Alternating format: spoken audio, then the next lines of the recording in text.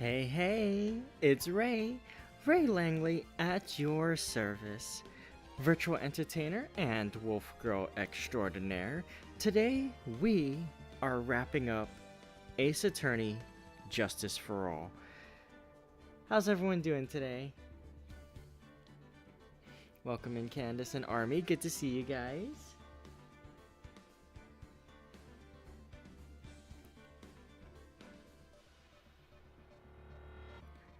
All right.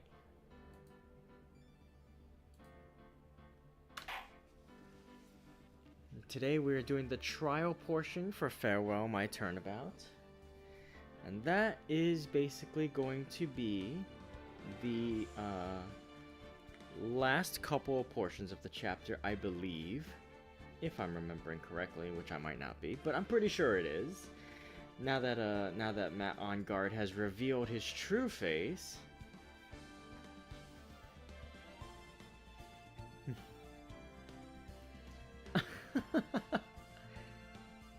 Ray Attorney Justice Bloodflame smooching for all. Jeez. Alrighty. Let's get this going.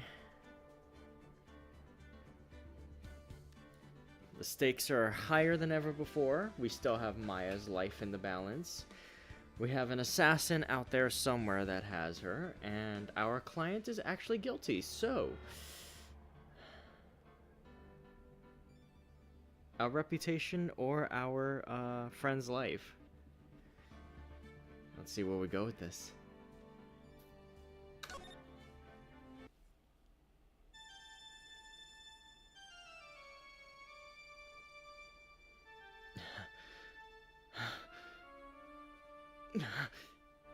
How did I get into this mess? That's far enough. You can't run forever, Mr. Phoenix Wright.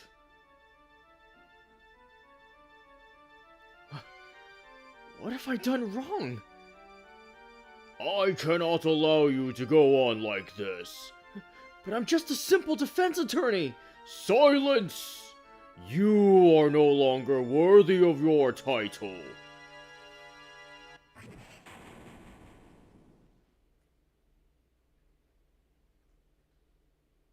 Wait a minute. Oh, okay. I've had this dream before, someplace, some time ago. As if this day was written into my destiny. Today I'll stand in court as a lawyer. To prove a killer innocent.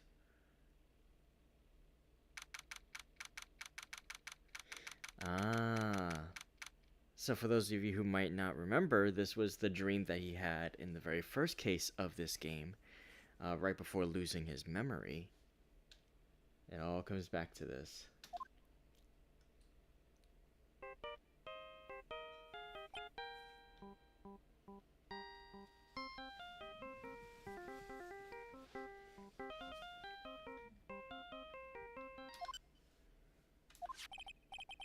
Hello, this is Phoenix, right?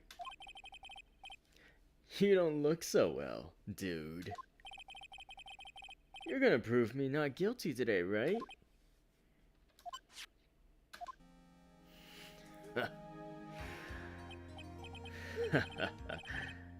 If you please, Mr. Lawyer.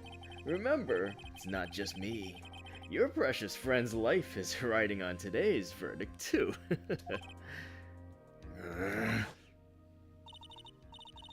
Now listen up. You'd better get on guard a guilty sentence, okay? If you get that creepy slime bag and not guilty, I'll never forgive you. Ever. Maya. Phoenix. Phoenix! Mia! Maya. How's Maya? I don't know. You don't know? She hasn't tried to channel me since yesterday. Mia, what am I supposed to do? Well, like I said, for a lawyer, the worst of times are when you have to force your biggest smiles. But you can't give up. There's still some hope left. Stop it. Please. There's nothing left. Not here. Not anywhere.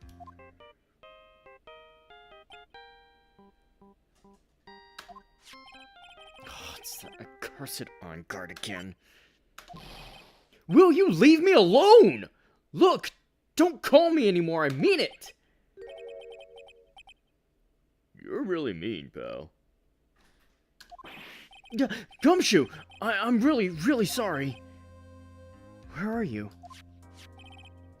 Let me join the investigation team and we're chasing after the killer, pal. Then, you have some sort of lead? Sorry, but right now we've got 0 leads on the guy, but we're not gonna give up. Gumshoe. Until the trial is over, until the verdict is handed down, we're gonna do everything we can to find the killer. If we can get Maya out, then you can get on guard the guilty verdict he deserves, pal. That's true. I could do that if they found Maya first. You got that? So you gotta do whatever you can to make the trial last longer. I have to make the trial last longer? If you go at Mr. Edgeworth with everything you've got, then you two can draw it out. Oh, now I get it. I believe in you, pal.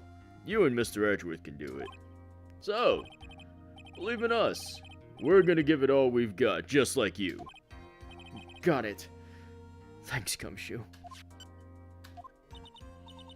Hey, Phoenix. You understand now, don't you? You have something money will never be able to buy. Friendship. It's the strongest weapon in the world. And you have it in abundance. Yeah. Looks like we're coming to the end. I have to make the trial last as long as I can. Gumshoe will come through. I know it.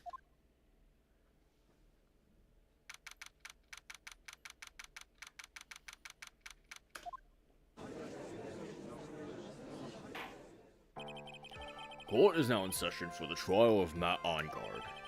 The defense is ready, Your Honor.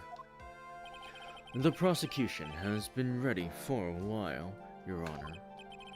Now, as I recall, we concluded yesterday's session with a big mystery on our hands.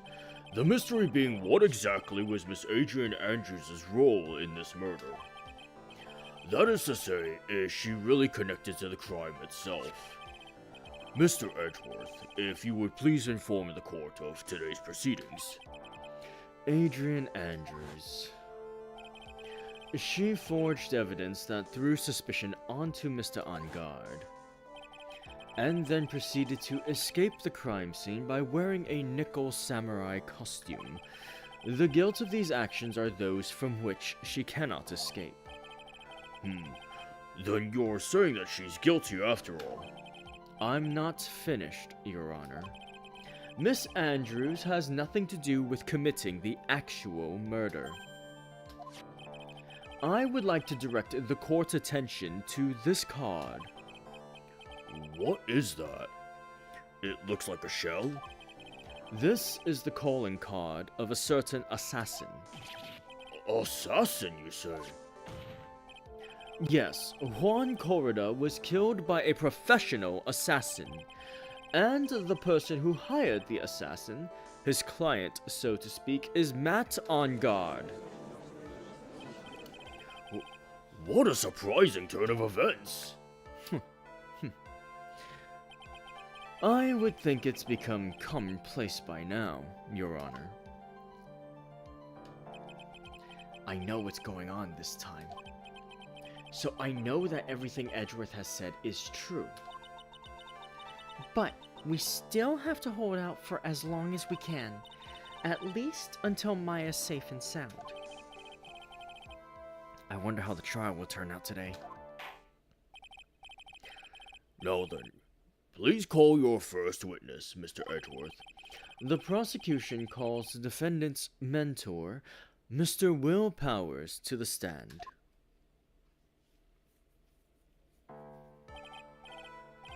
Now then, witness, your name and occupation, please.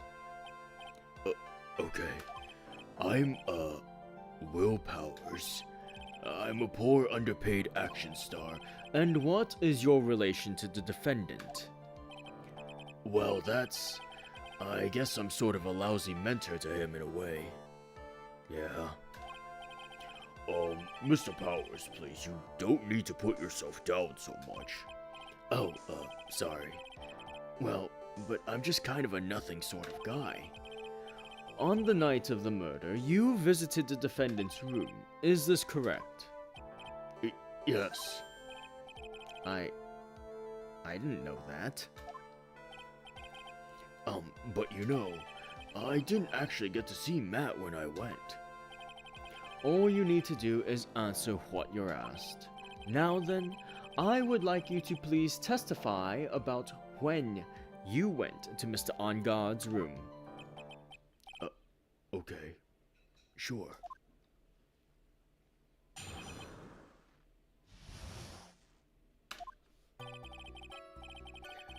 After the award ceremony, I went by myself to Matt's room. Matt was standing there in front of his room, still in his nickel samurai costume. He was talking with someone. At first I thought it was the bellboy. I watched the two of them for a while, but then I gave up and went back. I had guests with me that night, and I couldn't make them wait for me.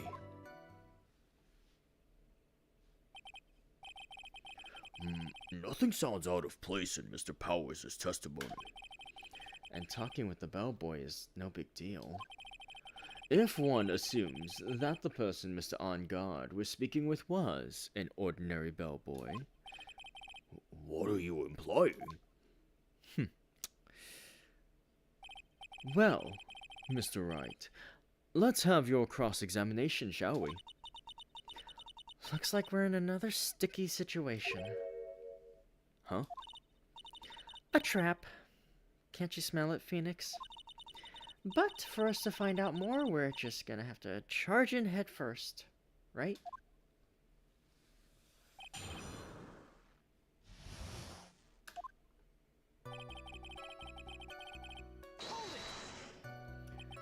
The defendant's room. Why did you go there? Well, I'm his mentor, like a big brother sort of, and I wanted to say congrats. What's wrong? Why did you stop? Mr. Wright. What is it?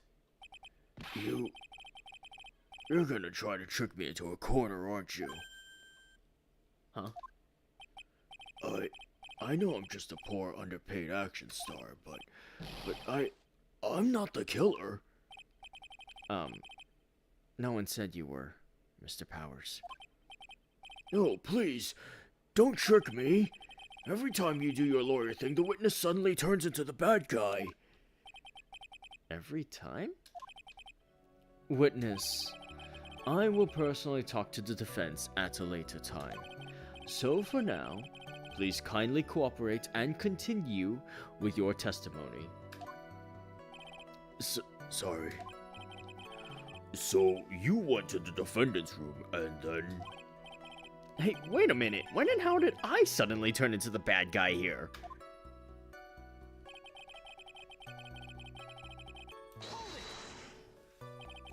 Are you sure that was Matt On Guard? Yeah, I'm sure.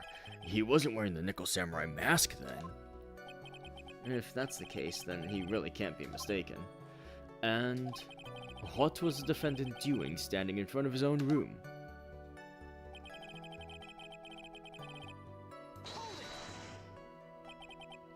At first? What do you mean by that? Well, he was in a bellboyish uniform and he had a bottle of juice on a tray. Sounds like an ordinary bellboy to me. Yeah, but I didn't think he was a normal bellboy. And why was that? Why did I think that, Mr. Wright? How am I supposed to know? Sorry, but I can't remember right now. Sorry. I guess I'm gonna have to wait patiently on this one.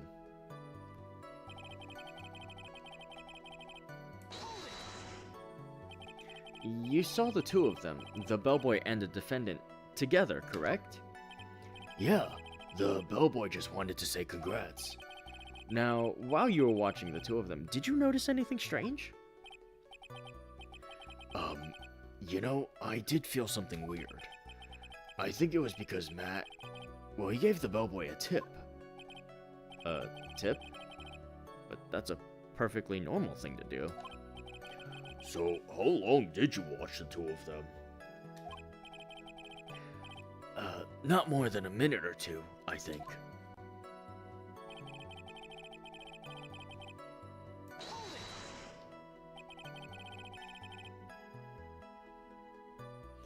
So, who are these guests you're talking about?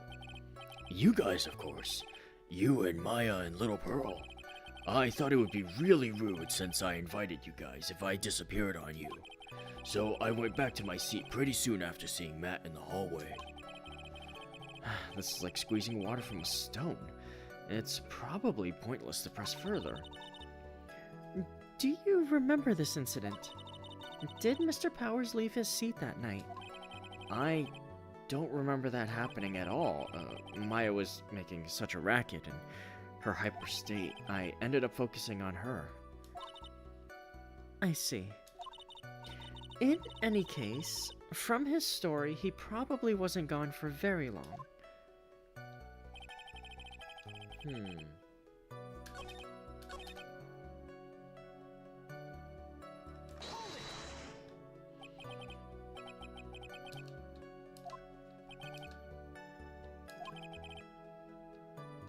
At first, what do you mean by that? I didn't think he was a normal bellboy. And why was that? Why did I think that, Mr. Wright? How am I supposed to know? Hey, wait a second. Actually, Mr. Powers, only a few minutes ago you stated... You know, I did feel something weird.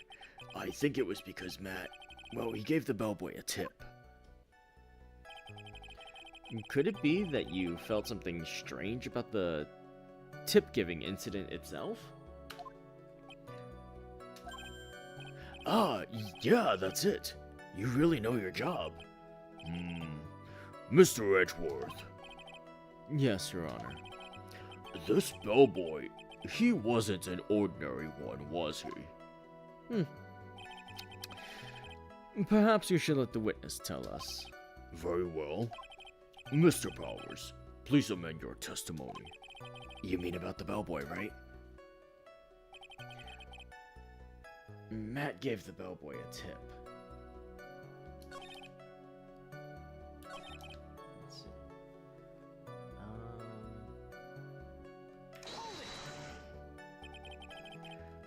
So he gave the bellboy a tip. What's so strange about that? Well, you see, Matt's not a poor penny pincher like me. I was trying to figure out how much it was because the tip really shocked me. How much it was? But that's when something even more surprising happened. The bellboy was putting the tip he got in his pocket, and that's when I got my first good look at the guy's face. I was really shocked. I'm afraid I don't follow at all. It sounds like Mr. Powers was surprised twice by this event.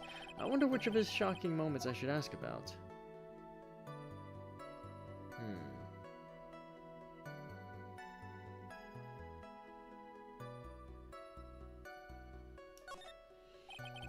What was so shocking about the bellboy's face, Mr. Powers?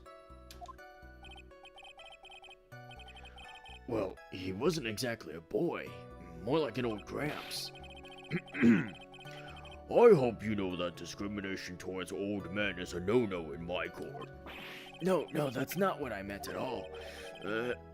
In the smack middle of the guy's face, there was a line of stitches. A line of stitches? Yeah, and it went straight from the tippy top of his head to the bottom of his chin.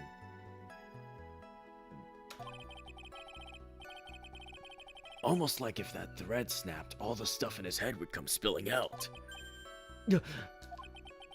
He was there! At OnGuard's house! He was that butler! What is it, Mr. Wright? Nothing, Your Honor. So that means On Guard was talking with the killer then. If that fact were to be exposed, On Guard would be declared guilty in a blink. Phoenix, you have to play dumb here. Pretend you don't know anything. Yes, Chief. You sure you don't have anything you'd like to say, Mr. Wright? Huh? What did you just say, Your Honor? Nothing, Mr. Wright. Nothing. We're just going around and around in circles. Now then, Mr. Powers, please continue with your testimony. Alright, let's see what the other line of questioning goes for. Giving tips is shocking. Imagine paying the peasants. Well, it's not a... I mean, apparently Will Powers is poor too, so it's not like he can really afford to tip. Apparently. The defendant is a huge star. He can't afford to give generous tips, wouldn't you agree? Sure. But giving him that much was maybe a little too much, I think. A little too much? Would you please clarify for the court about how much would you say the defendant gave to the bellboy? Honestly, I don't know. I can't even begin to guess. And why is that? Because he gave the bellboy a really fat roll of cash. A roll of cash? Oh, well, how interesting. That certainly was a very generous tip, wasn't it? A very fat roll of cash. That can hardly be called a tip, Your Honor.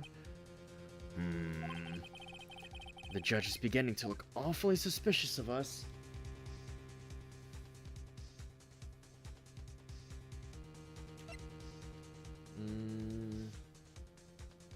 He was paying the frickin' hit in public.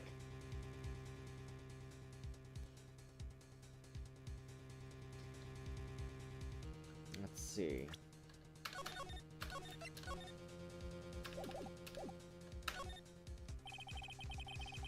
There's nothing I can really object to here.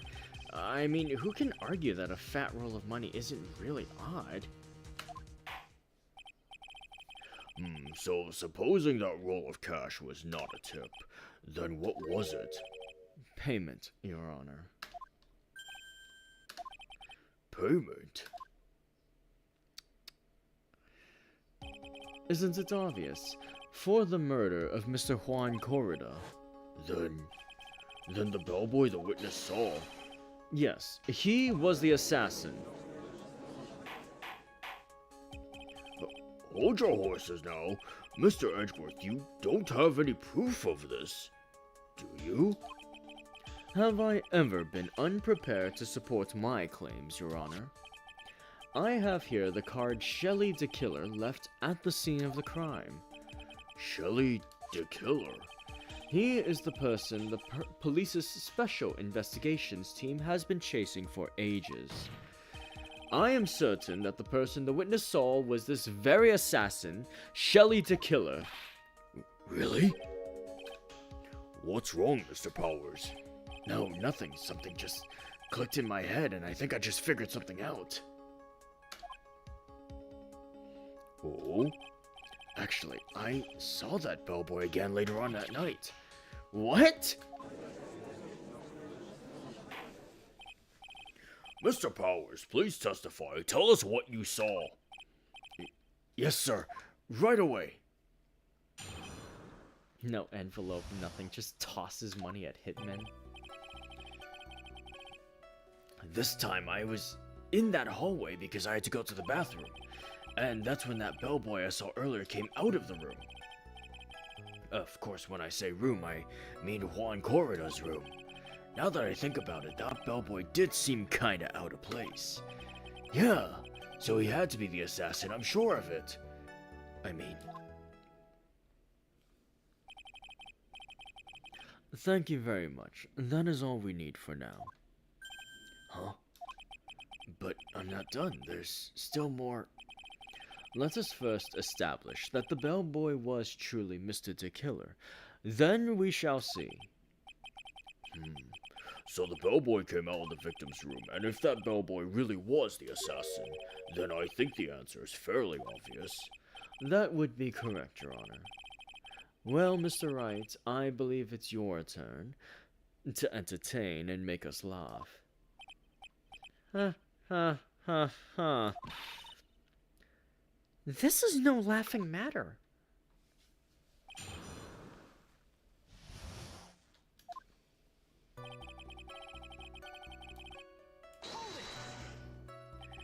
And what time was it?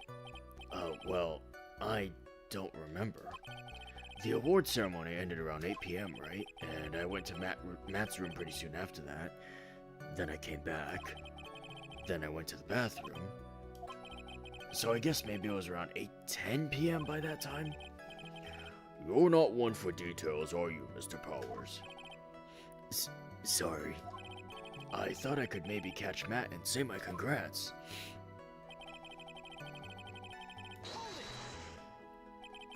Are you sure it was the same bellboy? Yeah. And how could you tell? All the bellboys wear the same uniform after all.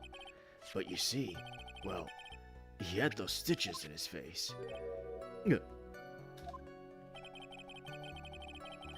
So I'm pretty sure it's the same guy that was talking with Matt.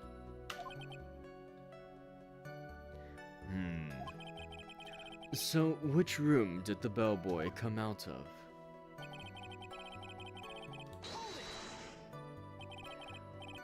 The victim's room, huh? Yeah, the one with all the really pretty flowers and teddy bears. It was Juan's room, alright. Words cannot describe how screwed I am. Let's continue with the testimony, shall we?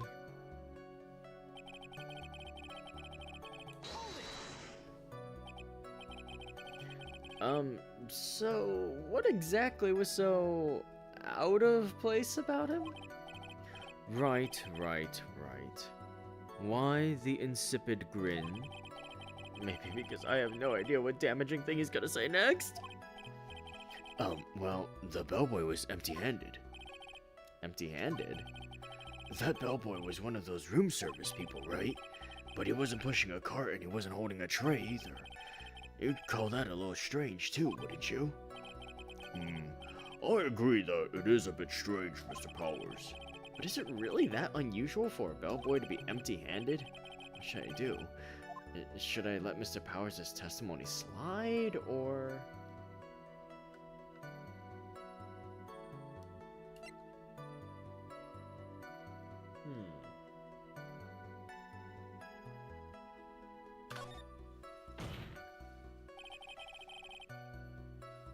Oh god, he hit the Gomen Oomph-chan like 3 times already. There's nothing strange or unusual about an empty-handed bellboy. But there really is. There really isn't. If you two are done being school children, bellboys are for room service. There is no reason for them to be empty-handed, ever. Your Honor, I ask that the witness's previous statement be supplanted with this new one. Edgeworth. Are you gonna do whatever you can to make the bellboy look suspicious? I see. Very well. This court recognizes and grants the prosecution's request.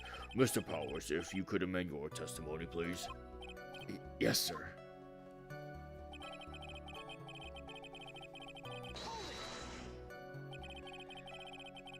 So you're saying that it's suspicious for him to be empty-handed? Yeah, really suspicious. I mean, when I first saw that bellboy, he was holding a tray in his hand, and there was a bottle of juice and a wine glass on it. Juice? What kind of juice was it? I'm pretty sure it was tomato juice. If we could come up with some sort of reason as to why he would come out empty-handed, some sort of proof, then I think we can dodge the bullet on this one for now. Proof, huh? Sounds like another job for the court record. I thought it was kind of strange for a bellboy to come out of a guest's room empty-handed. Yeah, so he had to be the assassin, I'm sure of it. Please don't be so quick to judge. But it's kind of a Powers family thing. Think of every person as a thief. Well, I guess a thief and assassin are both sneaky and silent. That's not the point, Phoenix. In any case, if that bellboy was the assassin, it would be very bad for us. But he really is the assassin, you know. Yes, but you can't give in yet. If you want to prolong this trial for as long as possible, you're gonna have to pull some cheap tricks on this one.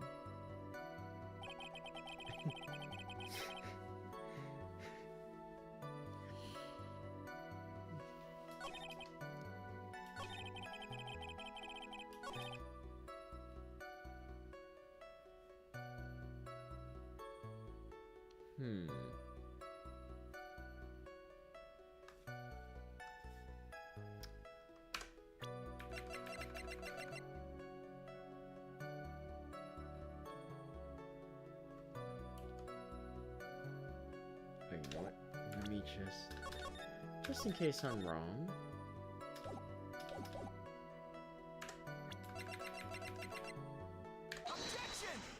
Oh, good.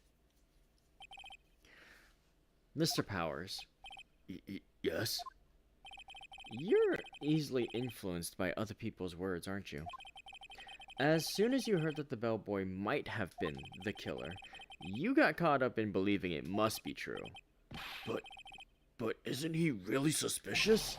He's got all those stitches and... So? A baseball has stitches? Are you saying all baseballs are suspicious because they have stitches? Well, there's also, what about him being empty-handed? I would like to ask the court to please take a look here. This is the crime scene? There's a wine glass sitting next to Mr. Corrida's body. The liquid inside this glass is tomato juice. And now, if you look at what is on top of the table, in the lower right corner here, anyone can clearly see that it is a tray with a bottle of tomato juice on it. The bellboy had just brought this to Mr. Corrida's room. He left the tray in the room, which is why he was empty-handed when he left. But that would mean that the bellboy had seen and left a dead body in the room. But can you prove that Mr. Corrida was already dead at that time? Mr. Edgeworth, Yes? I blame you for leading me down this route. I'm terribly sorry. What is with him? Why is he laughing? Witness, isn't there one more thing you would like to share with us? Is there? The bellboy was empty-handed. Or, should I say, empty-handed. I recall you had something interesting to say about his hands. Oh yeah, I almost forgot. Huh? What? That bellboy, he was wearing gloves. Gloves? Yeah, pitch black leather ones. All the other bellboys don't wear gloves like that, right? Black leather gloves. Why didn't you mention them earlier? Sorry, it slipped my mind. Boy, does this make this bellboy look really suspicious! Alright, gotta focus. I can't get lax here. So what if he has gloves? A lot of bellboys wear gloves. Come on, Mr. Wright. That bellboy was wearing black leather ones. So? A football is made of leather? Are you saying all footballs are suspicious because they're made of leather? But that man, he received a large roll of cash from the defendant, and then he was seen leaving the crime scene wearing black leather gloves. I don't think that even someone like myself can believe he was just another bellboy.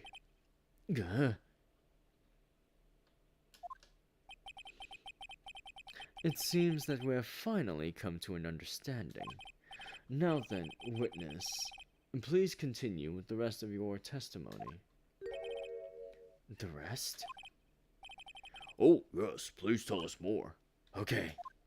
Pitch black leather gloves, you say, looks at Ray. Don't look at my hands! After leaving Juan's room, the bellboy went and knocked on Matt's door. just like that. He gave something to the person inside the room. Then the old guy just left without even going into the room. After that, I went to the bathroom and then back to my seat. So the bellboy, after leaving the crime scene, next went to the defendant's room. Yeah, I kinda saw all that by accident. Some accident? I'd say you saw too much! And all of it was suspicious to high heaven. I think it's safe to say that we can no longer consider this bellboy to be normal. What, is he a genetic freak? Now then, let's get started, shall we? Mr. Wright, your cross-examination, please. Yes, Your Honor.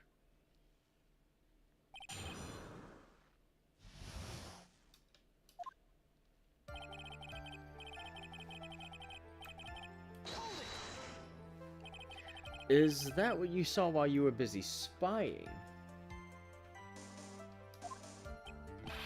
Excuse me? I may be a poor, underpaid action star, but even I wouldn't stoop to spying. Well, I think the point is, where did you watch all this from, Mr. Powers? Oh, from the door of the bathroom with my left eye, in a sort of sneaky, spy-like.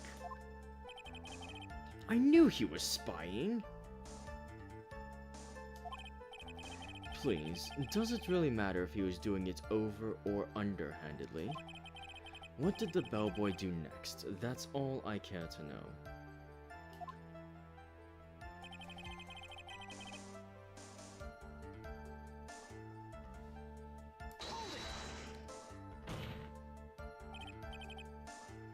I said hold it! Okay. That's better. What kind of statement is that? Please elaborate and give us a few more details.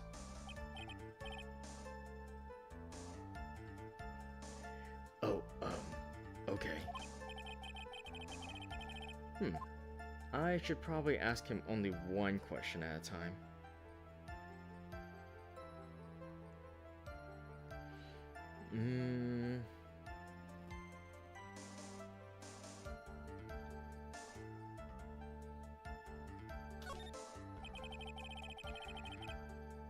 So, who took this something the bellboy handed off? Actually, I don't know. What do you mean? I'm sorry, but I only saw the person's arm. Only an arm? Then you're saying you didn't see the person's face? Yeah. Well, it was Mr. Onguard's room, correct? So, it could have only been Mr. Onguard himself, I'd say. And then, what did the bellboy do after that? Oh, so after he gave the person inside the room the thing...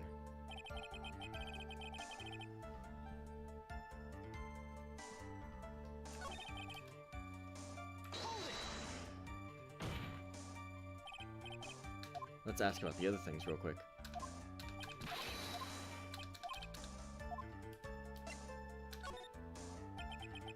He gave something to this person. Yeah. And what was this something? If I remembered what it was, I wouldn't be calling it a something, would I? But this implies that something was removed from the scene of the crime. Are you sure you really can't remember, Mr. Powers? I think it was something kinda small. I would like to summarize the testimony up to this point, if you don't mind. When the bellboy left the crime scene, he immediately went to the defendant's room. There he handed a small item of some sort to the person inside. As for the person who received the item, all you could see was the person's arm. Yes, it was just like that.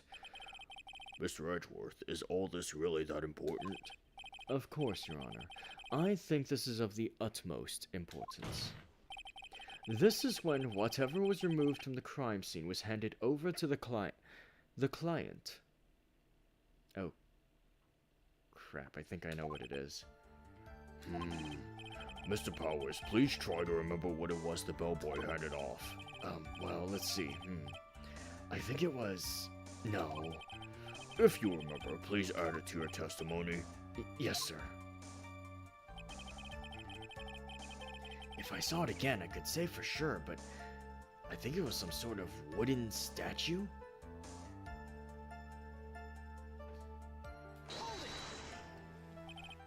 A statue?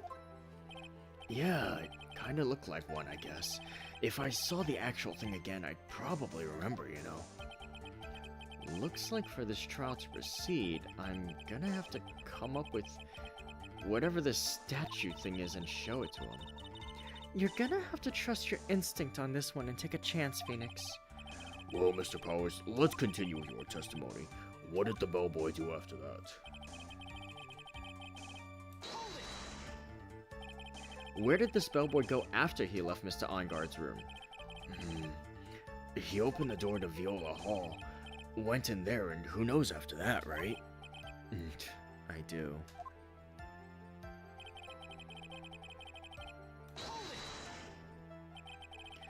Did you see anything strange, suspicious, or just out of the ordinary at that time? Oh yeah, I saw that one thing. What? He saw something else? There was this jittery alien with a ray gun. He was watching Juan's door like some sort of stalker.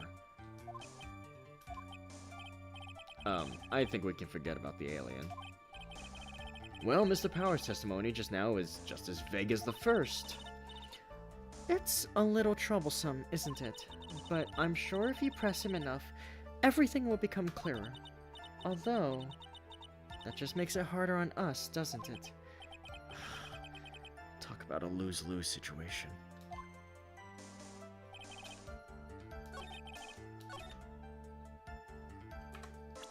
It's gotta be the bear, right? Yeah. Wooden. Objection!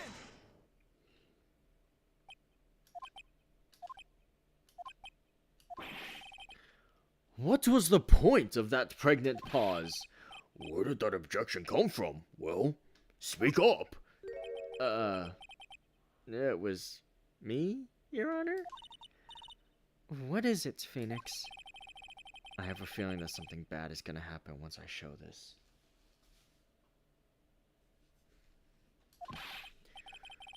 Mr. Roy, if you have something to say, please spit it out. Yes, Your Honor. Okay, Phoenix. Deep breath. Mr. Powers, the something you saw, was it this item? Oh, hey, that's it. That's the something. Well, Mr. Wright, you really figured it out. I recall we found this at Matt Engarde's mansion. At the defendant's house? What does this mean? It's simple, Your Honor. Shelley the Killer assassinated Juan Corrida in his room. And then he stole this wooden bear from the scene of the crime. Then the bear being found at Mr. Engarde's mansion would mean... It goes without saying, Your Honor. Mr. Matt Engarde is the killer's client.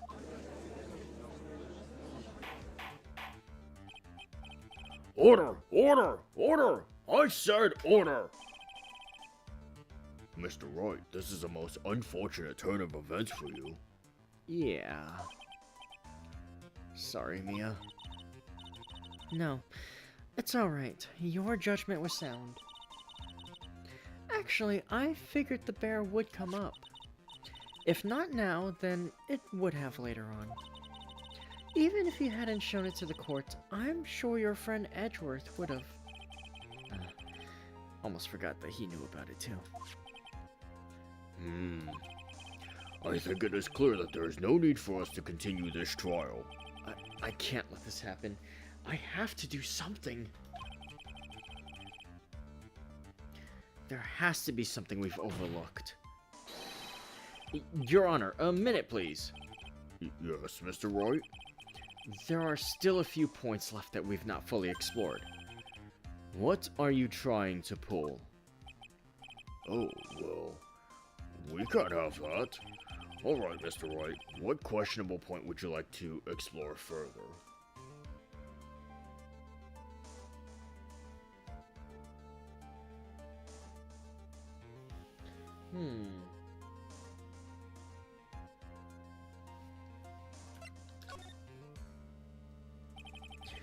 There was one thing in Mr. Powers' testimony that was very unclear, and that is the identity of the person who received the bear. He gave something to the person inside the room. I'm sorry, but I only saw the person's arm. As long as we don't know who it was that took the bear, we can't be sure of... Ah! Hmm?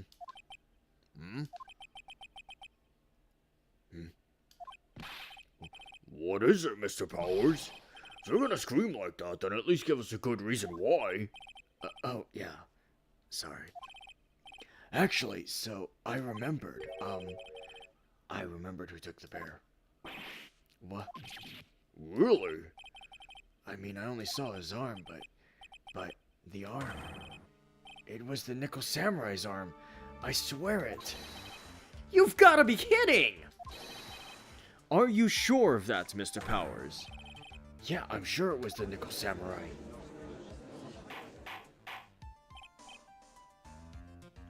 Order! Order! It looks like you've dug your own grave, yet again. How many times is that today? I've lost count. So the person who took in this little bear was the Nickel Samurai. And as we all know, Matt on guard is the Nickel Samurai. Thanks to the defense, we've made that all the clearer. What am I supposed to do now? Mia, help! You don't have time to act lost. You've got to find another angle to attack this from. Hurry. Now, I will bring this cross-examination to... Your Honor. Again, Mr. Wright. We've already removed any and all questionable areas of this testimony. It's about time you were removed from this court, Mr. Wright. I have to find something. Even one more little point will do. There are still questions left unanswered. What are you trying to pull?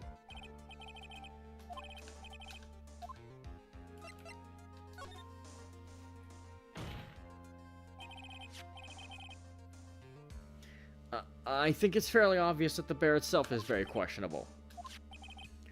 The bear, Mr. Wright? This was found in Mr. Onguard's mansion. However, Mr. Onguard was arrested at the hotel that night, which means that since the murder occurred, he's not had a chance to go home.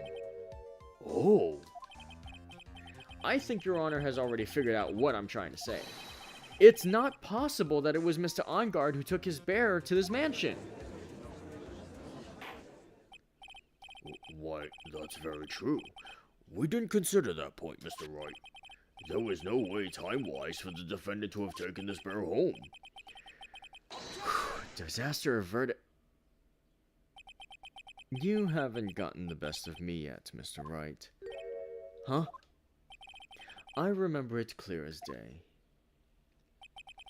I remember what you muttered to yourself at Onguard's mansion.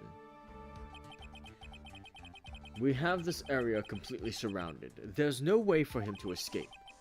I can't believe it. That butler, all this time he was the killer.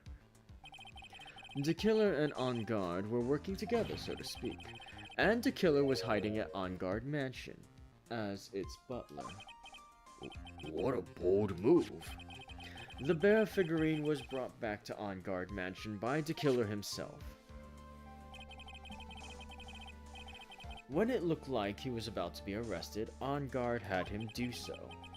I assume because it would have been bad had the police found it during their investigation.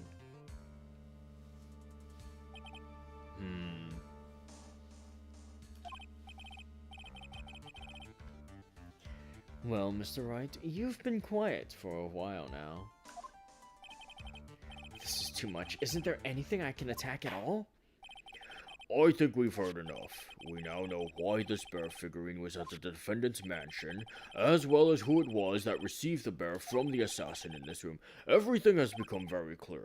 The client who hired the assassin to commit the murder was Mr. Matt Ongard.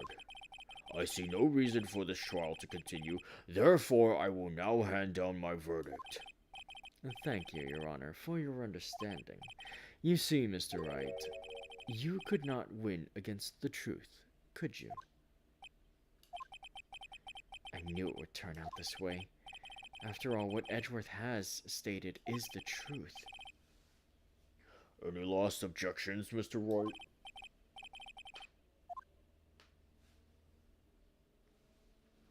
Well, do I? What should I do?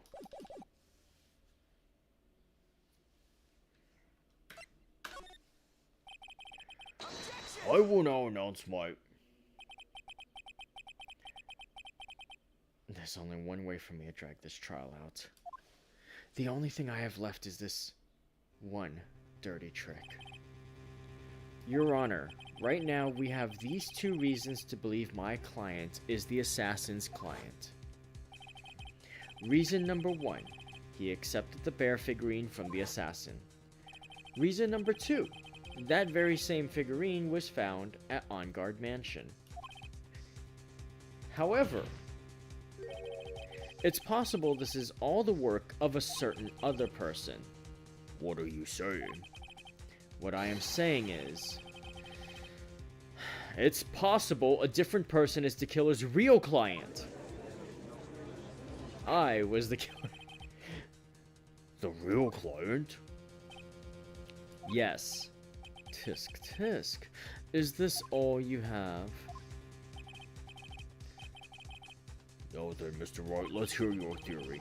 Who do you say is the killer's real client, and therefore the real murderer?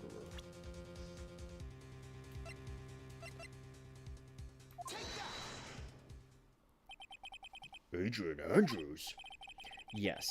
We already know that she tried to frame Matt Ongard for the crime by wearing a spare nickel samurai costume. Ah! Then the nickel samurai's arm that I saw.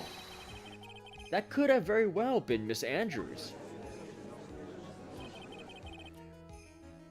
But what about Mr. Ongard?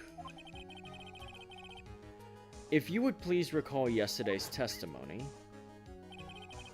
the defendant was taking a nap during the break period. That's right. Then, finding this figure at Mr. Ongard's mansion...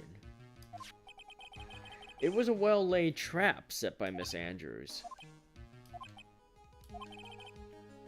Mr. Edgeworth, what is your opinion on this?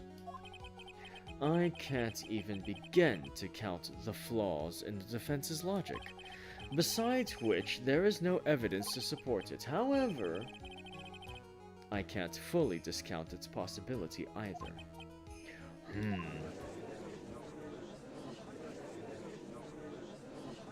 Come on, anyone can tell Ongard did it. I can't believe the defense would go so far as to pin the guilt on someone else. Yeah, unbelievable. It's not something petty, it's murder of all things. This is to save Maya. This is to save Maya. Even if the whole world turns against me, this is one fight I can't give up on.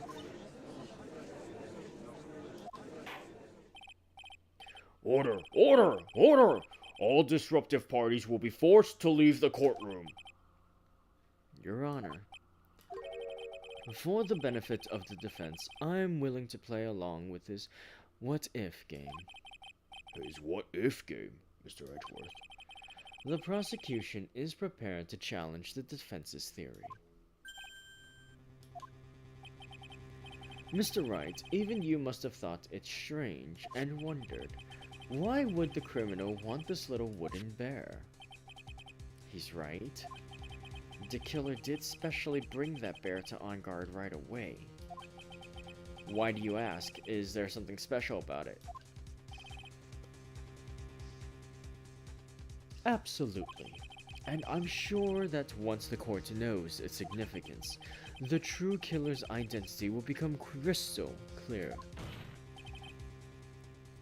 Your Honor, the prosecution calls upon a witness who will clear all doubts against Miss Andrews.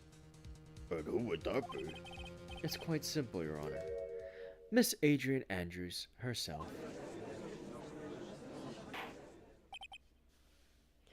I see. Well then, the court will take a short 10-minute recess. The prosecution will prepare its witness in that time. Yes, Your Honor.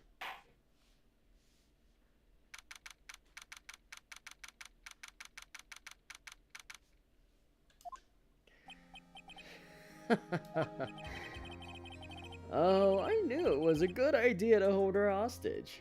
Don't you agree, Mr. Lawyer?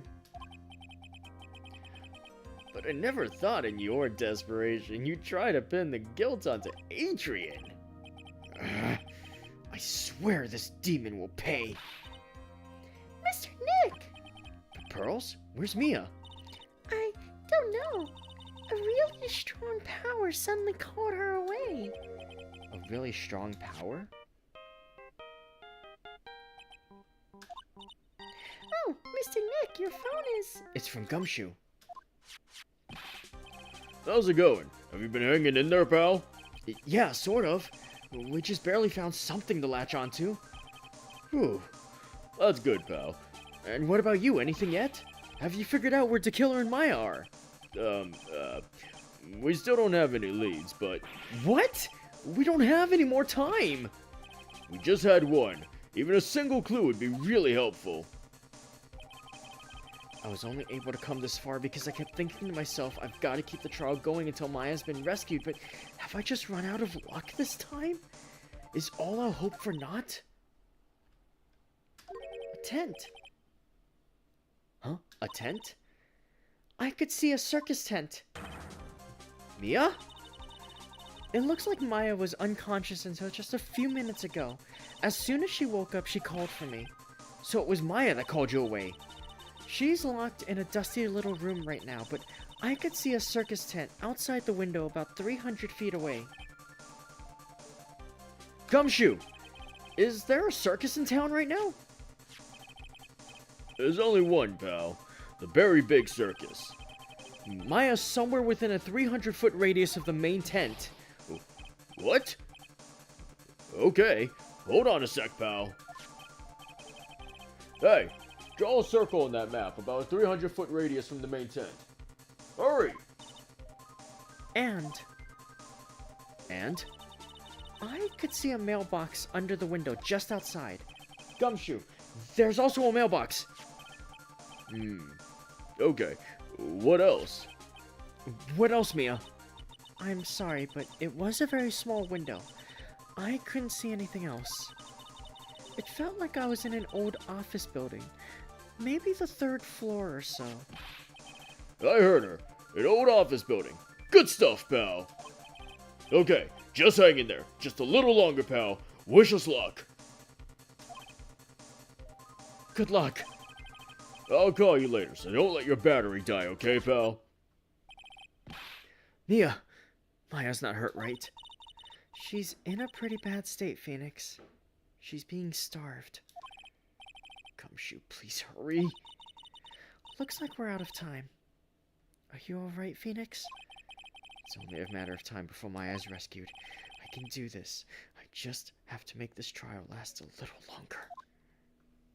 Circus arc forever. No, please.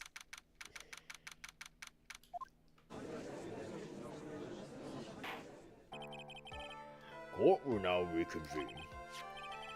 The killer, the man who murdered the victim, handed this to his client. From this, one obvious question arises. Why this particular item? I believe the answer to that question will provide us with the name of the real culprit. Now then, the prosecution calls the defendant's manager, Adrian Andrews, to the stand. Currently, the witness is accused of tampering and obstruction of justice.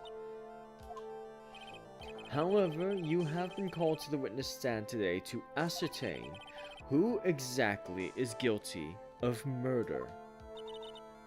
I understand. Very good. Now, Have you ever seen this bear before, Miss Andrews? Of course I have. You have seen it before?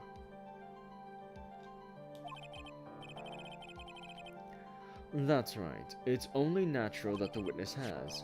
Miss Andrews, could you please enlighten the court to this bear's secrets? Alright. Why?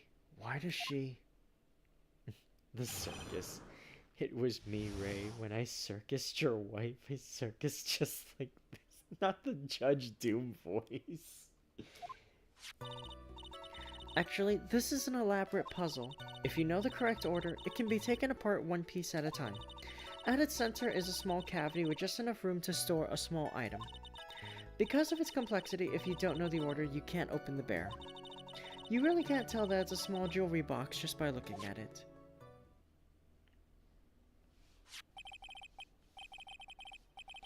So this figurine is a container of sorts, is it? Yes, looks can be deceiving. Wouldn't you agree? Yes, this is superb craftsmanship. Oh, yes, I nearly forgot. You may begin your cross-examination, Mr. Wright. It looks like there really was something to that bear after all.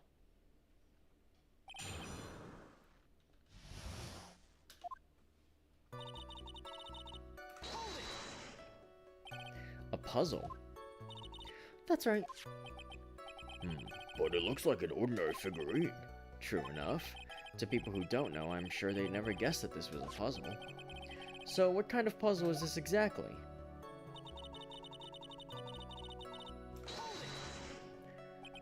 So you can take it apart, and how would one go about doing that? Well, you first turn its tail to the right and then push it in. Oh, yes, I see. After that, the arms and legs are free to move and can be removed. Oh, this is most interesting. A boy and his new toy. It's like he's 5 all over again.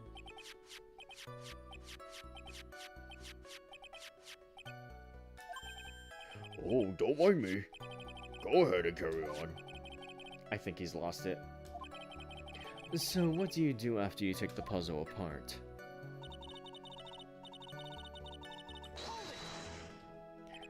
And how do you know about this? I know because I was the one who bought it. Huh? It was a souvenir from when a friend and I went to Switzerland. Then this was a present from you? That's right. It was a puzzle in the shape of a bear, so I thought it would be perfect for Juan. So it was a present from Miss Andrews. Witness, let's continue with your testimony.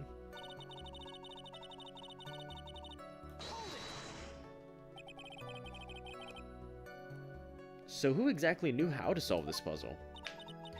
Only the two of us, Juan and myself. It was a souvenir from Switzerland, so I doubt there are that many people with the same bear in this country.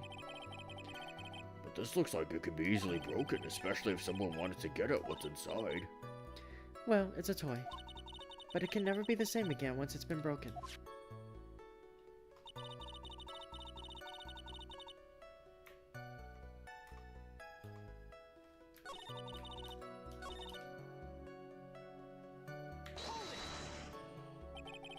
Who else knows that this bear is actually a small container or jewelry box?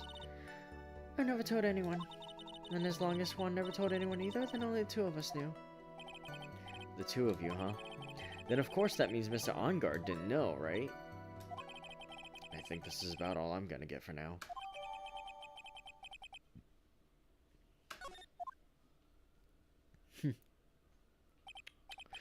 Well, Mr. Wright, I think even you have come to realize, that there is one very important fact we have uncovered, and that is this. This bear is actually a jewelry box. Now that we have agreed to this point, there's only one logical question that can come next, and that is this. What is inside this box? What's inside? That's right. That's what we are going to find out next. Witness? Yes. You are the only one who can open this, please.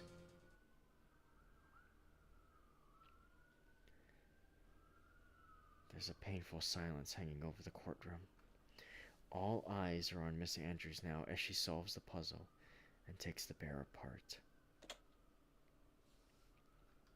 Germany, Swiss, and Austria do make a lot of puzzle boxes. Ooh, I want to try some. I've opened it.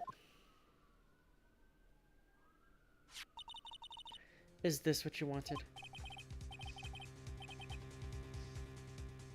What is that? It looks like a note? I don't think we need to guess at what that is, do we, Mr. Wright? It's the suicide note. The suicide note? The suicide note left by Juan Corrida's former manager, Celeste Impax. Until now, no one knew of its whereabouts, but just as we suspected, it was hidden. Hidden by the victim, Juan Corrida himself. It seems Celeste Impax had very beautiful handwriting, and she just as beautifully signed her own name on the document.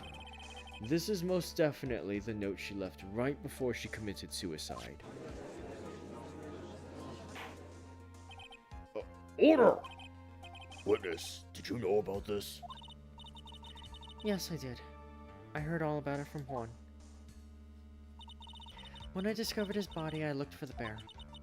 I wanted to destroy the note before it became public, but I couldn't find it anywhere. Because it had already been taken by the killer. Everything is going at Mr. Edgeworth's pace. So now that the suicide note has been found, what's the next logical question? What's written on the note? That's right. At least, that's what I would think. Now then, I believe it is only appropriate the contents of this note be made known. I can't stop you, can I? I went through so much just to get my hands on it. And I was gonna burn it, for her sake. I'm deeply sorry, but I can't allow you to persuade me to stop. Your Honor, if you could please read the contents of this note aloud. Very well. The judge's voice rang loud and clear through the deathly silent courtroom. In her note, Celeste Impax left to us a record of all that had happened to her. About being used and then thrown away by OnGuard. About being engaged to Corrida and OnGuard's role in destroying that. And about how she decided, in her despair, to end it all.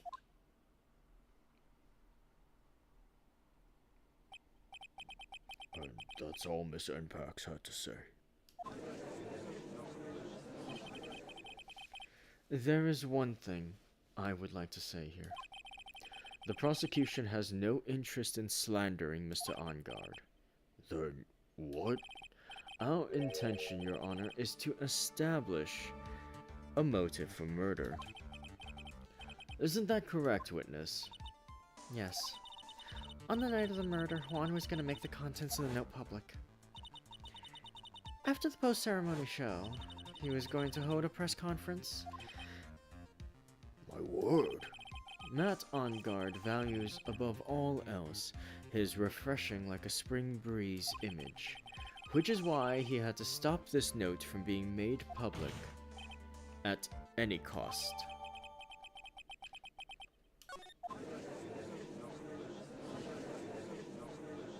It's OnGuard's fault that woman killed herself. And this time, he even went so far as to kill someone to stop him from revealing that. How terrible. What a selfish person. Guess there are slimeball lawyers out there who will defend these creeps too. There's no room for doubt here. Mr. DeKiller's client's goal was to obtain this suicide note, and the only person who needed this note that badly is the defendant. Let's not forget that the bear with the note inside was found at the defendant's house. It seems that we have come to the truth at last. The defendant's motives were entirely selfish. He deserves no sympathy from anyone. How am I supposed to escape from this one? Why the hesitation, Phoenix? Gumshoe hasn't called yet, so you know what you must do. I know. I have to carry on and buy him some more time. Okay, there are 2 deadly pieces of evidence. The figurine and the suicide note. Maybe somehow I can find a way out of the situation through one of those. The gavel is already in the judge's hand. Phoenix, hurry! The suicide note or the figurine. Which one of these should I pursue?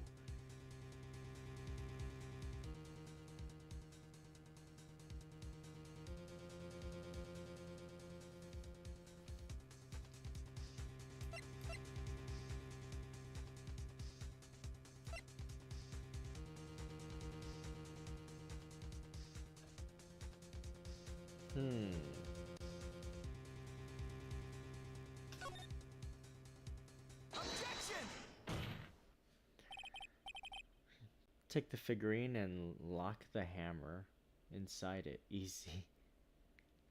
Please wait, Your Honor. Oh man, look at that lawyer. He's still going at it? It's like he doesn't care that he's trying to get a killer off the hook. The assassin took this with him from the crime scene after murdering Mr. Corrido, at the request of his client, of course. So, what's your point, Mr. White? I don't think it's possible that Mr. the Killer's client was Matt Engarde. In fact, I think there's a contradiction here. You can't tell by just looking at it that this bear is really a jewelry box. The chances that Matt Engarde thought the note was inside this bear are 0 to none. Oh, I didn't think of it that way. Exactly. But I did think of it that way, and I thought it was rather strange. After all, there's no reason why Mr. Engarde would ever want a jewelry box like this. Order! Order! Order! You make a valid point, Mr. Wright. Mr. Edgeworth, what is your opinion? It was just a flash, but I think I did rather well on this one. Unfortunately, I think he believes differently. I believe a show of appreciation is in order. Oh? The defense seems to be in love with wishing more despair upon itself. I would like to direct the court's attention to this. What is that? It is a very small video camera, Your Honor. This type of camera is commonly used as a means of spying. Spying? What the? I thought that spy camera was in my possession! Matt Engarde and the victim both thought of the other as their biggest rival. They even went so far as to use this type of item to find each other's weaknesses. And? The victim, Juan Corrida, was being spied on. His personal life was being watched by none other than Matt Engarde.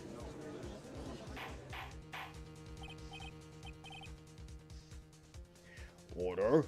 Order! Mr. Wright! Yes, Your Honor?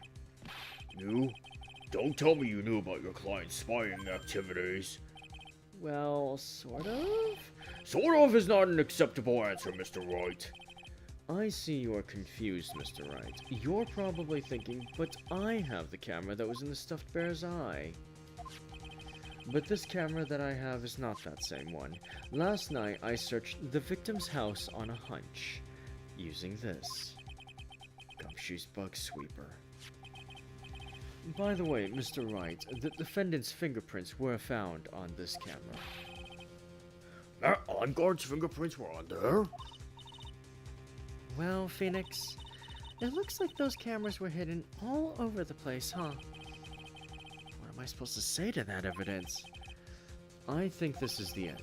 It's fairly obvious that Mr. Engarde learned of the suicide note through this.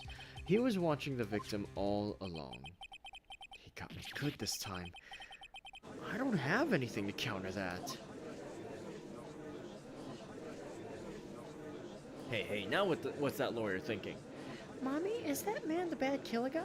Shh, stop. Don't look at him. The way he's sweating is just so nasty. Phoenix, Yes, Chief? have you figured out what you're going to do next yet? What I'm gonna do next? Does running away like a frightened child work?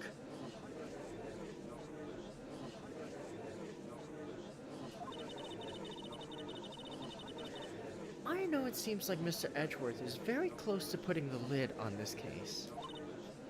But, in his eagerness to prove his point, he forgot one very important thing. Well, what is it, Mia? There's a piece of evidence that he really should investigate. Something he should investigate? I would really hate to see the good prosecutor get scolded for not remembering to look into the item when he had the chance. Why are you speaking in riddles all of a sudden? Alright, I think this time we finally understand everything.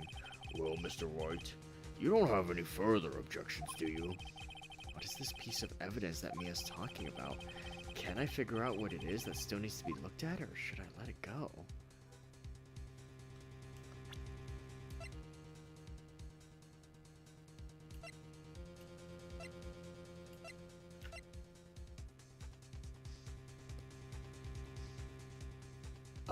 Oh. I see what you're doing. I have an objection, Your Honor.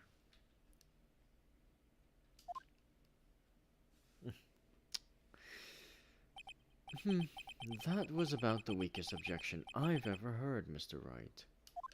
Objection! Your Honor, the defense has no intention of letting this go so easily.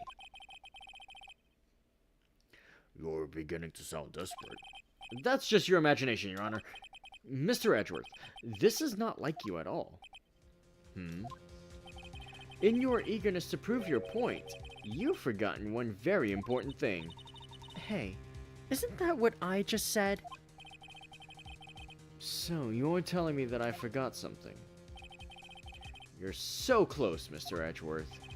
But there's something you really should examine about this piece of evidence. That is Miss Inkpax's suicide note, right? Who knows? I mean, sure, this suicide note was found inside this bear, but this bear was in my possession until only a few moments ago, which means the handwriting on this suicide note has yet to be analyzed. Oh. So, as to whether this pivotal piece of evidence was really written by Miss Inkpax or not, that has yet to be even remotely confirmed. Mr. Wright, you can't seriously be suggesting... Mr. Wright, are you saying this suicide note's a fake? Miss Andrews, you were the one who tried to pin this murder on Mr. OnGuard. Who's to say you didn't create a fake suicide note and put it into the bear? How dare you? Your Honor, the defense is indiscriminately accusing the witness again. There is no evidence linking the witness to the suicide note whatsoever. But if this is a fake, then the witness is the only person who could have made it. What? Recall the witness's testimony concerning this figurine. The only person other than the victim who could solve the puzzle is the witness herself.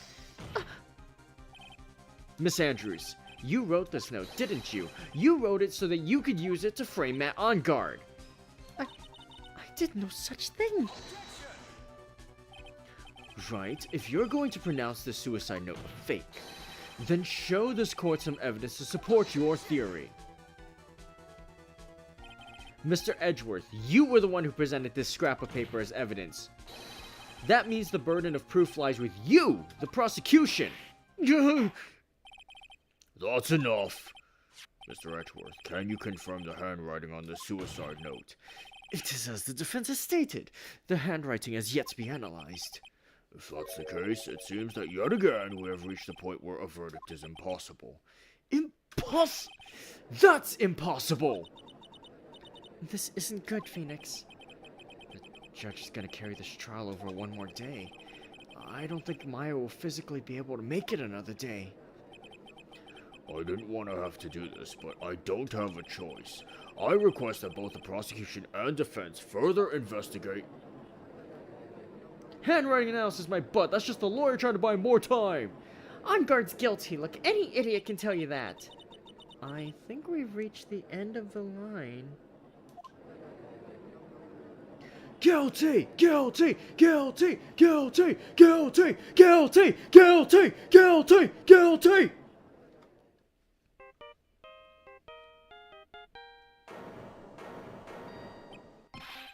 What is that sound? It's Gumshoe. Hello, Gumshoe? What is with him and what's with that sigh? Where's Maya? What happened to the killer? He got away. What? I'm sorry, pal. Really am. I don't know what to say besides I'm sorry. I wish there was some way to make it up to you. I really do. Anyway, what's going on? We found his hideout, pal.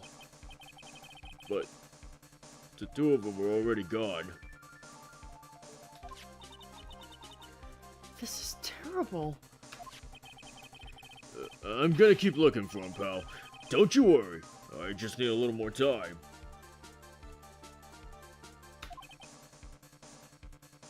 But Don't tell me we don't. We don't have any more. guilty! Guilty! Guilty! Guilty! Guilty! Guilty! Guilty! Guilty! Guilty! Do you hear that? They're calling for his head! Mr. Wright, I can't. For us to come this far and... Oh! What is it? Let me talk to Mr. Edgeworth. I can't do that! Mr. Wright, would you please get a hold of yourself? Yes, Your Honor. I am about to end today's proceedings. You may take your phone calls after. Hold on, Your Honor. Edgeworth, catch! Take that! Mr. Edgeworth? Please, you've got to buy us some more time. Court is in session. I'm sorry, Your Honor. You were saying... Mr. Wright, this is a court of law. I'm sorry, Your Honor, but... I am reluctant to do this, however. It appears that I have no choice but to suspend proceedings until tomorrow. This time I really can't do anything. Court is now adjourned for the day.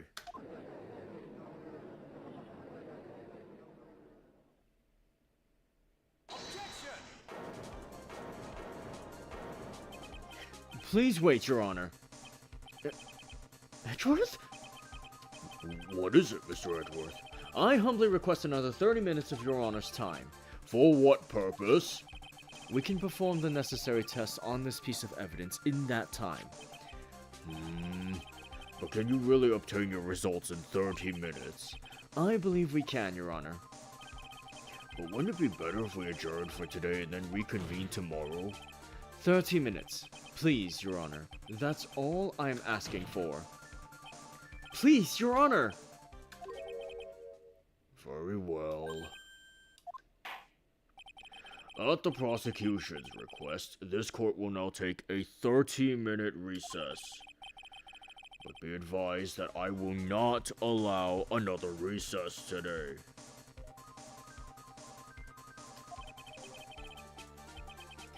I'm not sure if this is helping or hurting us. The court will now take its final recess of the day.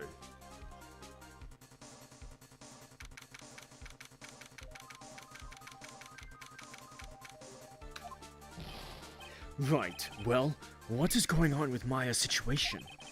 The killer. Looks like he got away again. 30 minutes. We can't find her in that time.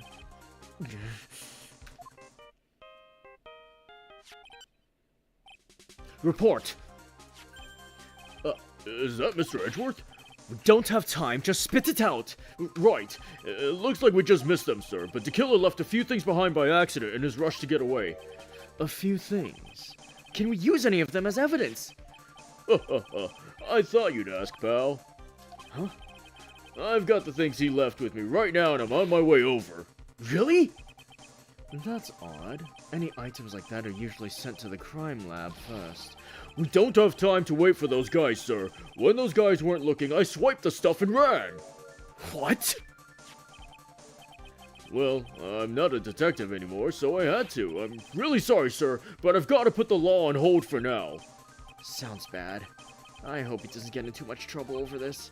My hunk of junk car, I'd say I'll be there in about 20 minutes, sir. Don't worry, I'll be there. Wait for me. Alright, just get here in one piece. I'm on a mission, and no one can stop me now, sir. No one! I'm pulling out all the stops and running every red light. Items left by the murderer, huh? Maybe there's something among them that'll be decisive enough to end this.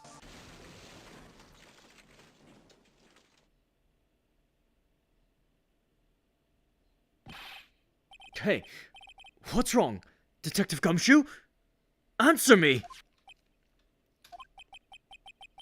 No one can stop me.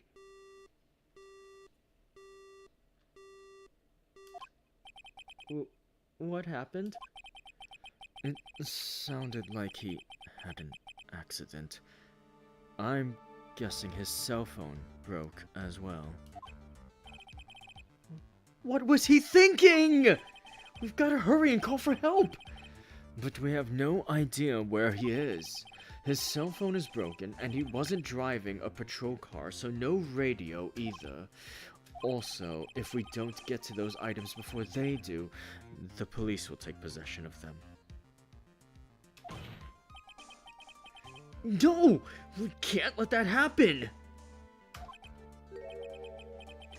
Well, if there is a way we can find out where he is, then we stand a chance. Why did Gumshoe have to get into an accident now? Is there any way to find out exactly where he is at this moment?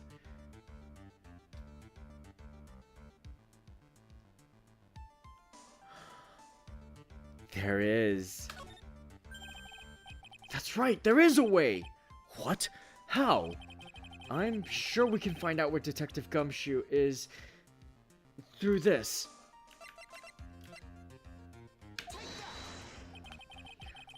Why are you bringing up Franziska at a time like... Oh, I see. I'll try to get in contact with her. The chances are slim, but she's all we have. Franziska, will she even want to help us? Edgeworth, what is it? I don't have any right to judge anyone ever again. I know my client is guilty. But what I'm doing now, I'm pinning the guilt onto someone totally innocent and using the evidence to do so. It might be my turn to say defense attorney Phoenix Wright chooses death. Right? It doesn't suit someone like you to cry useless tears. Whether you did your job well or not, that can only be seen after the verdict has been decided. The verdict. Is Prosecutor Edgeworth here? Yes, bailiff. There's a phone call for you, sir. They said it was extremely urgent. They're probably finished with the handwriting analysis. I have to go take this call. In the meantime, think hard about what it is you must do.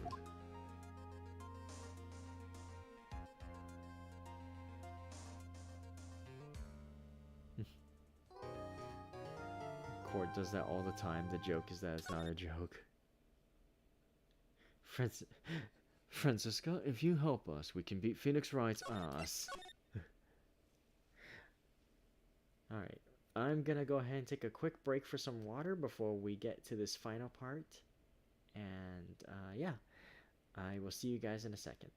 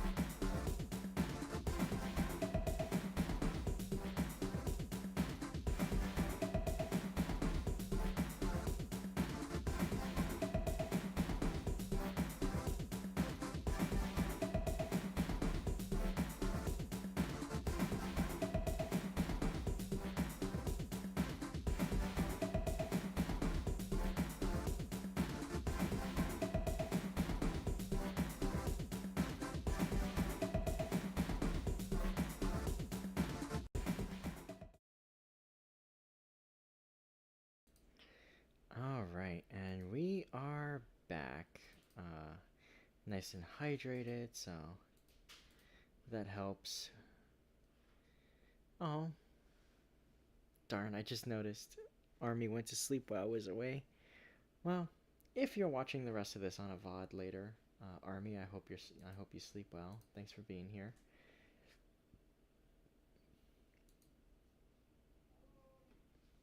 All right. Let's continue this trial.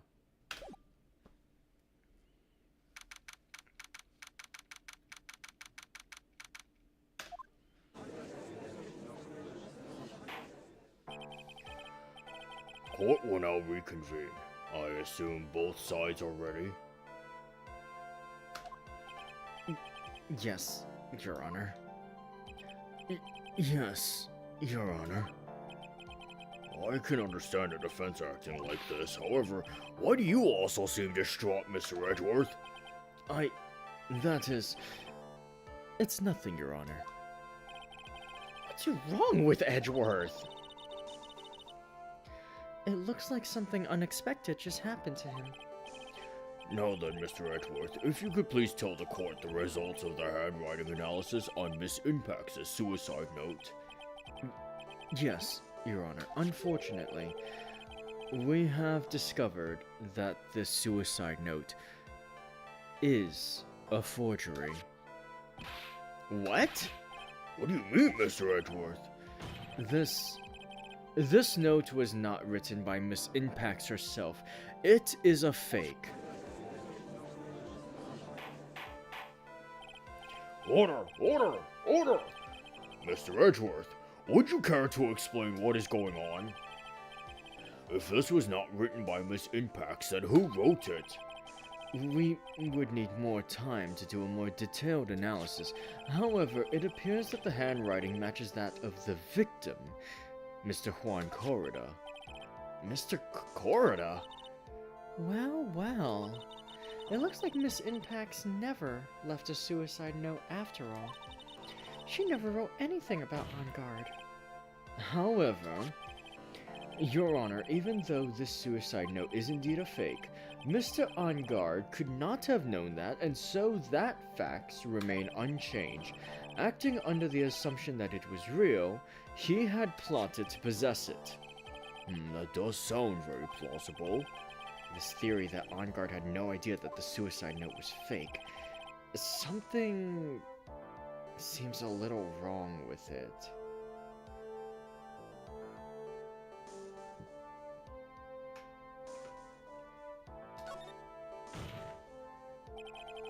The defense believes that the theory the prosecution has stated contradicts testimony. If everything the prosecution has proven up to this point is true, then it's impossible for Mr. On Guard to not have known it was a fake.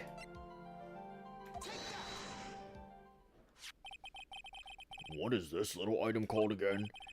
A video camera, Your Honor. Well, a very small one, but... Oh, that's right, a camera. Oh, you kids and your fancy toys nowadays. Mr. Edgeworth, earlier, you claimed that Mr. On Guard knew of the existence of this note because he was spying on the victim, is that right? If that were true, then this means Mr. On Guard would have known that the victim had forged the note. Yuck! So then the defendant knew the suicide note was a fake, and if that's true, then the situation has suddenly changed in a very dramatic way. Exactly, Your Honor. The prosecution's theory as to what Mr. On Guard's motive for murder was, it has suddenly disappeared into thin air. But, Your Honor, it's not as if Mr. On Guard monitored Mr. Corridor 24 hours a day. Perhaps the victim wrote the note in a place Mr. On Guard didn't know of. Well, right back at you, Mr. Edgeworth. Why don't you show us some proof that the victim made the forgery at an unknown place?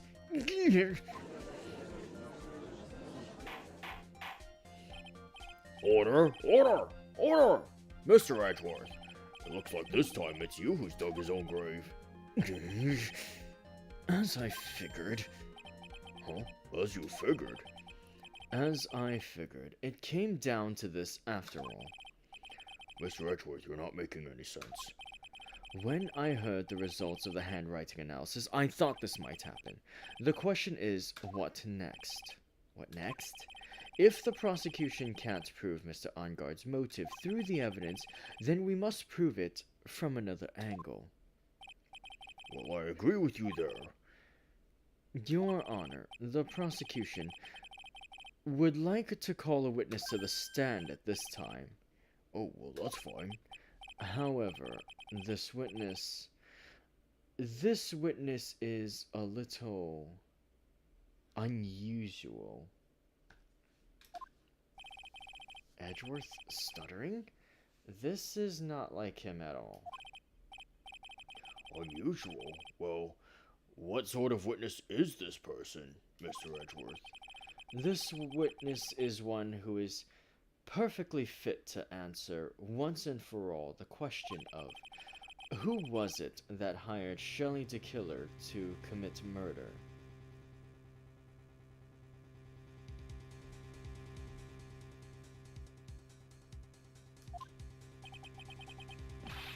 That's impossible. Who in the... No such person exists who can answer that question with such certainty. Yes, Mr. Edgeworth. Who is this witness? It's... Yes, go on. Who is it? the man himself. Mr. Shelley the Killer.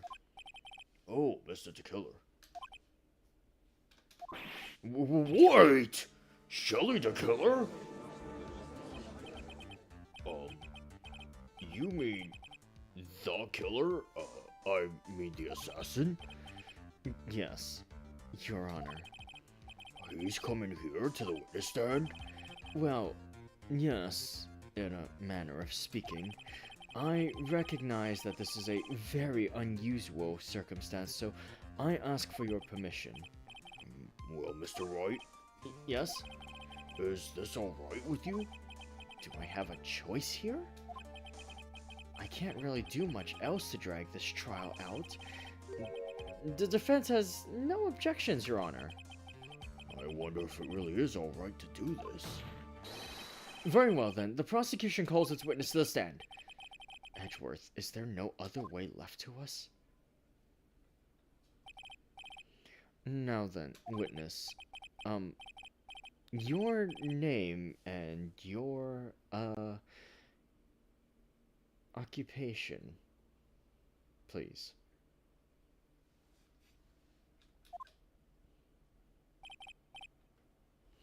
Very good, sir.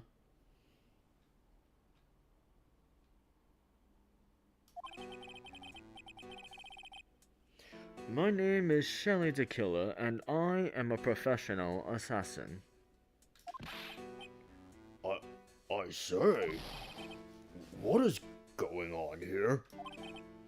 Your Honor, How can you remain so calm, and what is the meaning of this two-way radio? actually, Your Honor, it was delivered to me just now, and it came with a condition. As long as we do not trace its source, Mr. the Killer will testify to this court.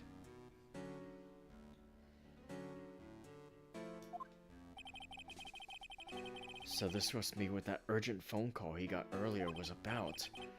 Oh no, this will not do. I cannot allow this in my court. First of all, we can't even be sure this is really Mr. the Killer himself. Witness, please present some sort of proof that you are, in fact, Shelley the Killer. I understand. Please wait a second.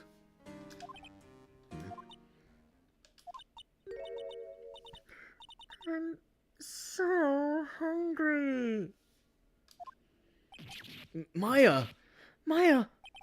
A voice? Mr. Wright, can you confirm anything from this? The defense has no objections to this person. We are satisfied that this man is indeed Shelley the Killer. Looks like we have run into yet another unexpected turn of events. Well, it doesn't seem like we have too many choices under these circumstances, so... And now then, witness, there is one thing I would like to confirm before we speak of anything else. And what would that be? At the request of a client, you killed Mr. Juan Corrida. Is this correct? It is as you say. I did indeed kill Mr. Corrida. Now that we have answered that, let's move on to the name of your client. Very well. This is all just a bad dream. Yes, that's it, a bad dream. Shelley the Killer. What is he gonna say?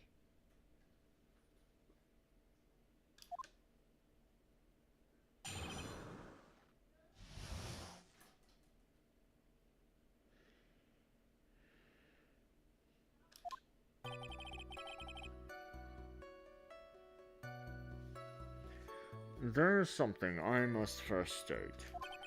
To an assassin, nothing is more important than the trust between a client and himself, and that is the reason I am here today on this witness stand. It is my wish that you grasp this concept before I give the name of my client. Mr. The Killer seems to be a very clever man. I'd almost say he seems to be mocking us. While he may appear to be our enemy, Your Honor, Mr. Tequila is only stating the truth. He is no hypocrite. He has always stood by this one belief. You mean about this trust between his clients and himself thing? Seems to be a level of trust beyond what people like me can comprehend.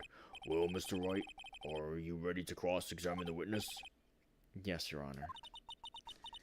There's no way to know what's coming next, so stay cool and collected, Phoenix. My client's name is Phoenix Wright.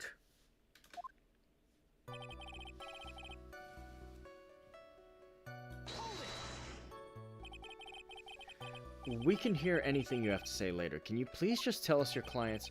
I don't think you understand your place, Mr. Attorney. I said this is something I must first state. Do you know what the word first means? Sorry. Go on. Well, it appears this is one witness you can't badger, Mr. Wright. It's only because you don't know about my situation.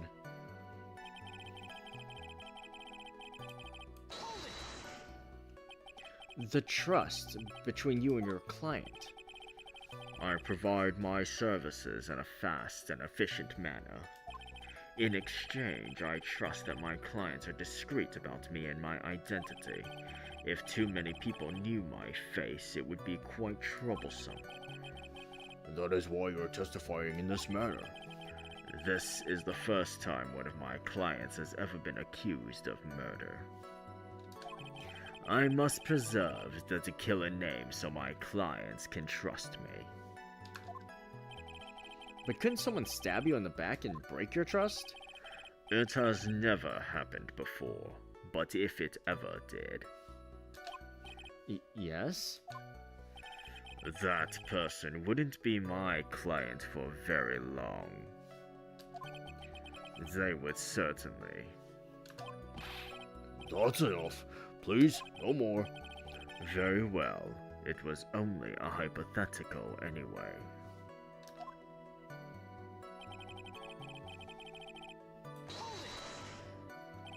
That seems a little strange to me. I mean, you're about to tell us the name of your client.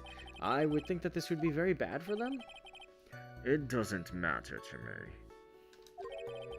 This client has already broken the rules and acted outside of their prescribed role. Their role? This person tried to implicate another of the crime in order to save themselves. And this is a trespass that cannot be forgiven. Who gave you the right to be so high and mighty? To the gentleman who spoke just now, excuse me, but would you care to die? No, I didn't say anything. The judge had better watch himself.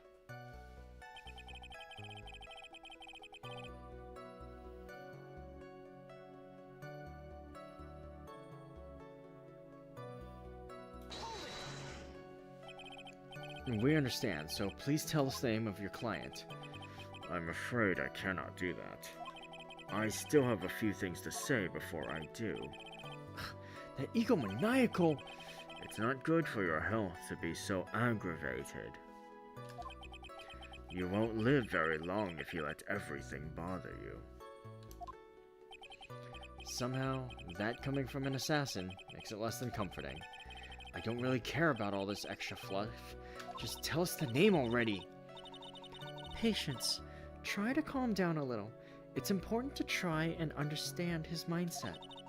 He seems very steadfast and closed, so you're gonna have to work to get him to talk. I'm not his therapist, you know.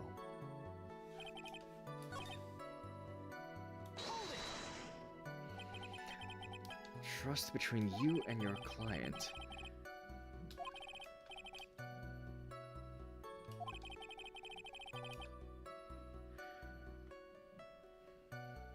These are the roles and duties an assassin and his client have to carry out. I'm sorry, but I was wondering about something you just said. You said that your client had already broken the rules? A person who frames another is the worst kind of human. And that's why you feel you can betray this person. I have no trust relation with a client who can't understand their assigned role. Just my luck. An assassin with a conscience. Who would have figured? Now then, everyone, do you think you can understand my logic? This case just keeps getting better and better. If you can't, then I'm afraid we can't proceed. Everyone understands your point, I think. Really? In that case, I believe I'm prepared to disclose the information you seek. You have made it crystal clear that you value trust over all else. I believe we are ready. Excellent.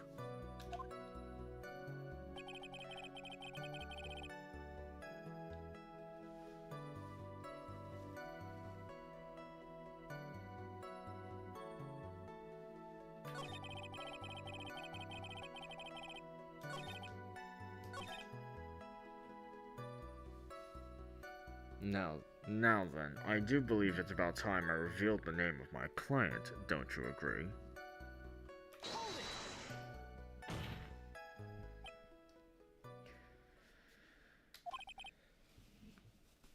What is it?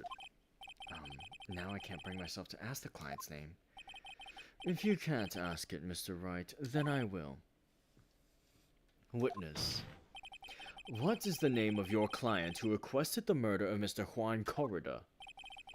That person's name is...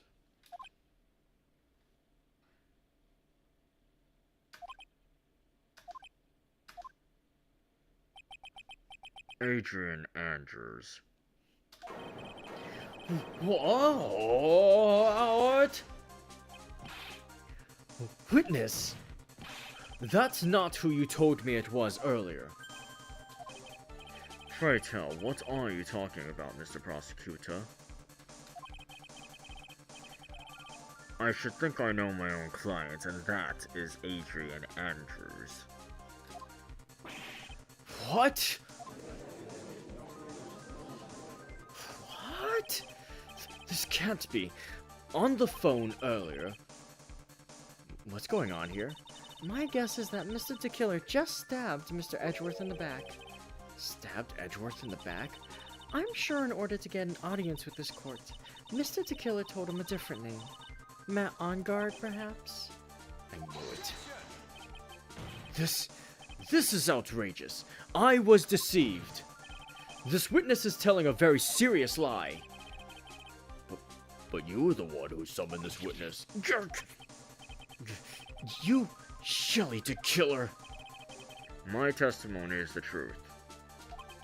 The defendant at the moment is Matt On Guard, am I correct? All I wish to do is help procure his acquittal.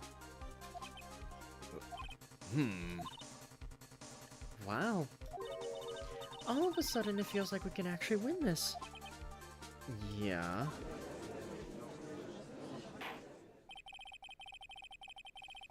The prosecution has failed to provide a motive, and instead provided the suicide note, which is a forgery created by the victim. Furthermore, there is a possibility the defendant himself knew it was a fake, but most definitive of all, we have heard from the assassin himself the name of his client. Mr. DeKiller's client who requested the murder was not the defendant at all. No. With all this evidence, it is obvious to me that this means that Mr. Matt On Guard is innocent. I seem to have caused you all a bit of confusion. Please continue your discussion and call me when you've reached a verdict. Bailiff, please bring Miss Adrian Andrews in immediately. What now? With the way this is going, On Guard will be found innocent. This may be our last chance to save Maya.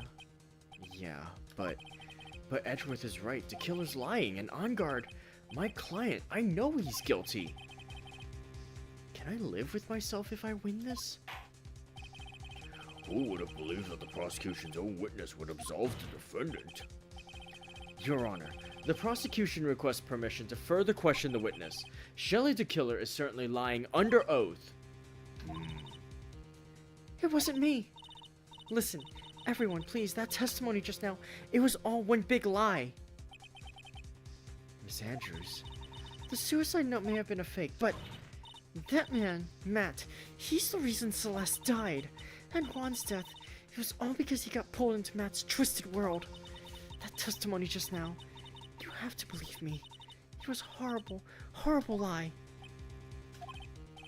But Mr. the Killer himself has testified. He's named you as his client. No, that's not true. Also, there's quite a bit of evidence that points to you. The knife, the button, donning the nickel samurai costume. But that's... You even have a motive. We know that Miss Celeste Impact was a large part of your life. You wanted to follow her and you wanted revenge against the two who hurt her. I would say you have plenty of reasons to want them both dead. No, Mr. Wright. You know the truth. Tell them the real story. Who the real killer is. Tell them. Please, help me. yes, I know the truth. Mr. Wright, Yes, Your Honor? I believe we've reached the end of this trial. Therefore, I ask the defense for any final words or opinions. I have to decide. Do I take the not guilty verdict and save Maya? Or do I throw this chance away and wait for Gumshoe's new evidence? What am I supposed to do?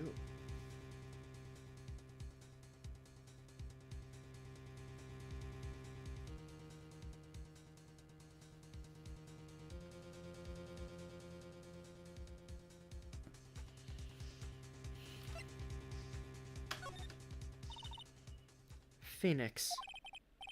I can't do it, Mia. I can't accept a not guilty. You are a lawyer. I know. But Matt Ongard is a killer. A murderer. I can't let him get away with this. I can't let someone else take the fall. If I let Miss Andrews be convicted, then I'm no better than Ongard. And even though I don't want to admit it, I have to face the fact that it's because of Edgeworth that I now know the real truth. He could have gotten Ongard convicted so many times over, but he never took a single one of those chances. If I take this verdict right now, I'd be betraying his trust. His trust? I never thought about it until now. I trust him?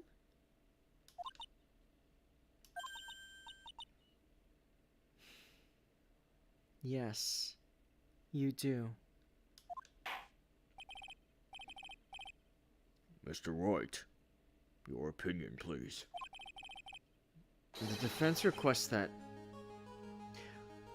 we be further allowed to question Mr. the Killer. Am I hearing you correctly, Mr. Wright? Right. But, that witness has cleared your client through his testimony. Your job here is done. I'm not done yet. To see through witnesses' lies and find the truth, that is my job, Your Honor. There's still more evidence to look at, and I'm sure that once those pieces arrive here in this very courtroom, a miracle will occur. Very well. The trial will continue. Mr. Edgeworth, please re-establish connection with Mr. the Killer. Right away, Your Honor.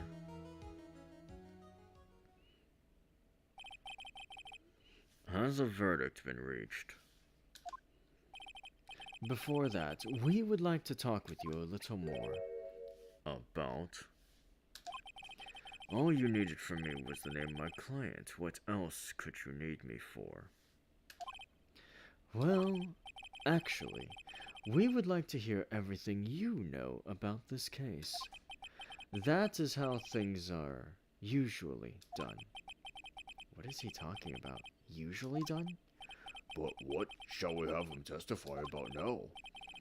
Mr. DeKiller, if you don't mind, please testify about your client in more detail. You legal people and your procedures. Is it any wonder no one likes to go to court?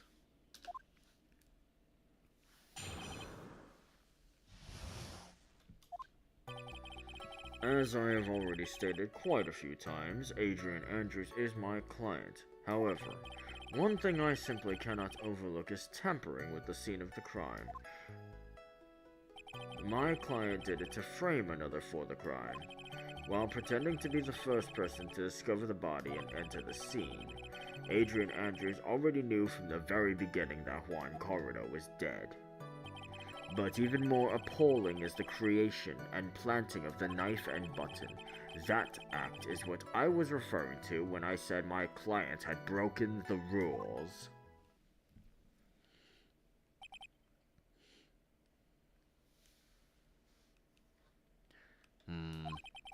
This is the most unexpected turn of events for the, 5th time now. However, this time, everything has finally been revealed.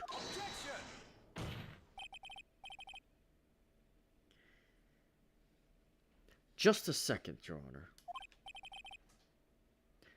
Yes, Mr. Edgeworth?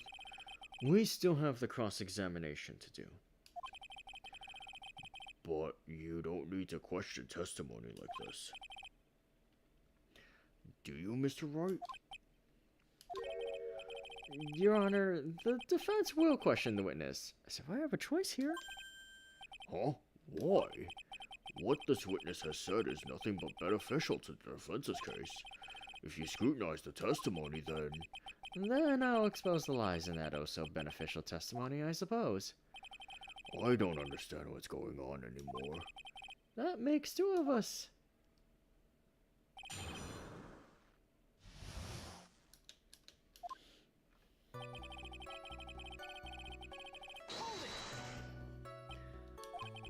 What is it, Mr. Wright? If I press him the wrong way, it might raise suspicions on his end, but I have to do something to waste more time. Witness, about requesting a hit. Yes? How much is your fee? I see you are also quite a dark-hearted man, Mr. Attorney. Huh? If you would like to talk business, we can do so after the trial. No! I'm not thinking of hiring... Mr. Wright! Yes?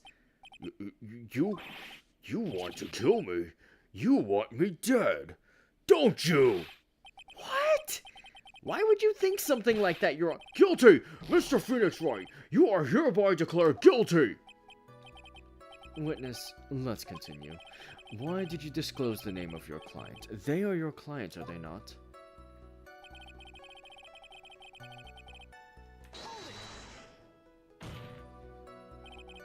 I would think that most people wouldn't be able to overlook a person hiring another to kill. If I had a problem with such a thing, I wouldn't be very effective at my job. Yeah, well, a change in occupation might be good for you. However, I will say this. Even though I am the one that does the deed, my clients are always the real guilty party. That goes without saying, Mr. DeKiller. And their fate is to live with the knowledge of their guilt on their shoulders. However, my client this time thought that they could run away from their guilt.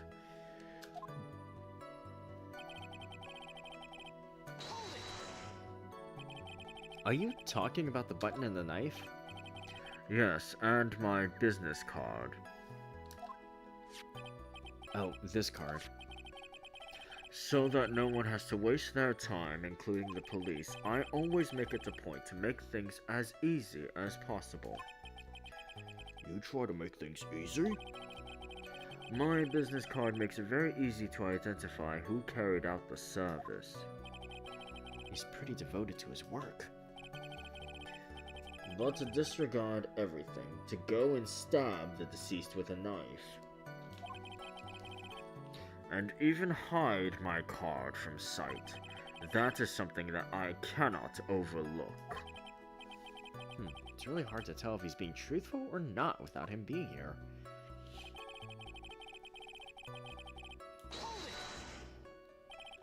So you're saying most clients wouldn't do such a thing? That is correct. Usually most people try to create an alibi for themselves. If you should use my services, Mr. Attorney, I would suggest you plan for your alibi too. No, I already told you I have no intention of using your services ever! Why does he keep looking at me like I'm the one on trial here?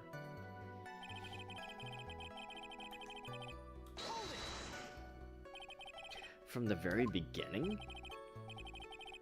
That is correct. From before my client visited the room, all of my clients know precisely what the situation is at all times. I wonder if that's really true. That's odd.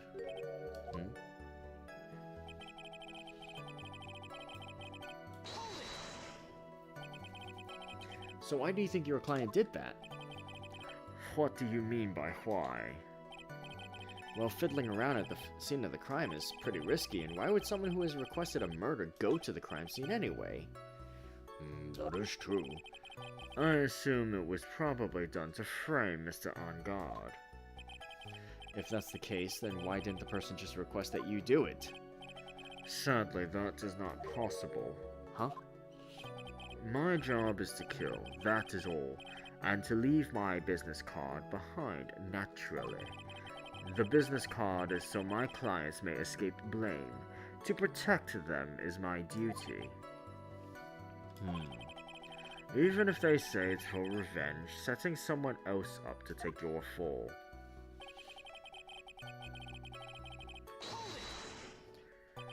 And that's all you have to testify? Yes, and I pray that I will never be called to the stand again. Again? As in you plan to continue? I must, as I have yet to find a person to take my place and become the fourth successor. Actually, how would you like a new life, Mr. Attorney? Excuse me? No. I'm fine, really. Are you really now? Wonder what kind of man the judge thinks I am now. What are you going to do now, Phoenix? All I can do now is expose the lies. That's true. However, you realize that will be very bad for our client, right? I'm so confused. But the one thing I know for sure is I can't let this trial end yet.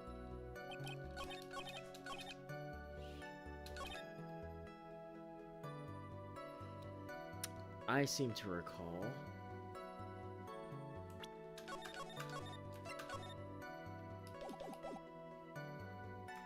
something different. Objection! Thank you so much for taking the time to testify, Mr. DeKiller. What is the meaning of that attitude? When Adrian Andrews entered the victim's room, your client had no idea that Juan Corrida had been murdered. But how do you know that? From this wine glass, Your Honor. The glass. Mr. DeKiller's supposed client thought Mr. Corrida had only fainted, which is why this glass of tomato juice was poured for the victim. But isn't that just a part of Adrian Andrews' calculated plan? That is not possible, Your Honor. This glass bears the fingerprints of that person. Had this been planned, they would never have left their fingerprints behind. I see your point. Mr. Edgeworth, what is your opinion? Strangely enough, I had the same thought just now. Witness, How do you explain this strange phenomenon? Isn't it a waste of time to ask about such a minor detail? It's not a very important point anyway, correct? I'm afraid you are mistaken. If Adrian Andrews really is your client, as you claim, then your client should have had knowledge of Mr. Corrida's death. If not, then that can only mean that Adrian Andrews was never your client at all.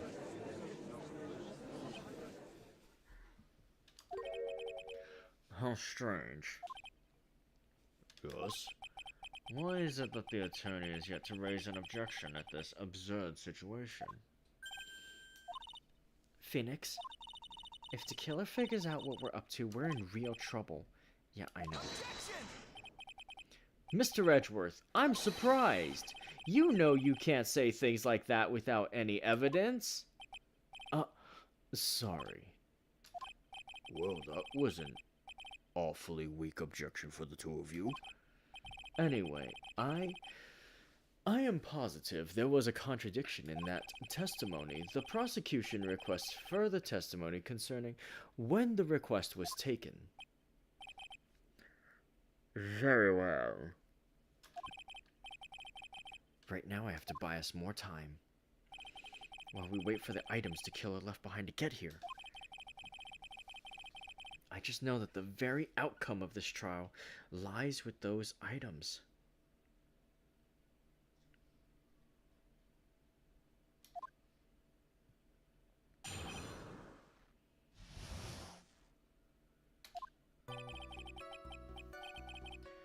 This request came to me, about a week ago. It was a request for my services on the night of the awards ceremony. We met at a certain bar to discuss and finalize a few matters. That's what occurred. I trust my memory, and I believe I've made no mistakes. So you physically met your client, huh? That is correct. Meeting one's client is the first step to building trust, in my opinion. I see. Well, Mr. Wright, your cross-examination, please.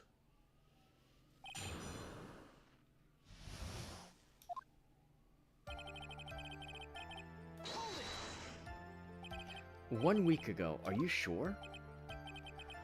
Yes, I'm quite sure. I, of course, had my own preparations, and I was barely able to finish.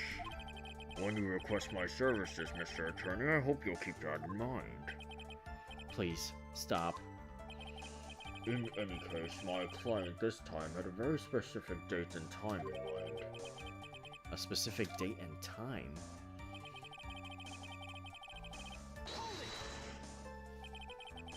Did you ask why on that specific night? No. I tried to fulfill all the conditions of my client's request, but as for why, I only had my suspicions. Your suspicions, huh?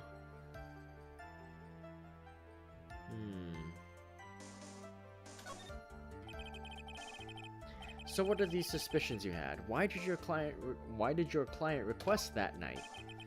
I'm sure it was all for the bear. The bear? My client spoke of it. I'm sure there'll be a bear-shaped figurine in Juan Corrida's room. I would like you to retrieve that item for me. He must be talking about this bear puzzle.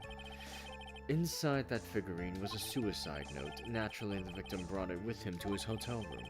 He was planning to publicly disclose its contents at the press conference, after all. That is correct, and if I had not done the job that night, I would not have known where that bear figurine was. I see. Well, Mr. Wright, was the testimony just now of any importance?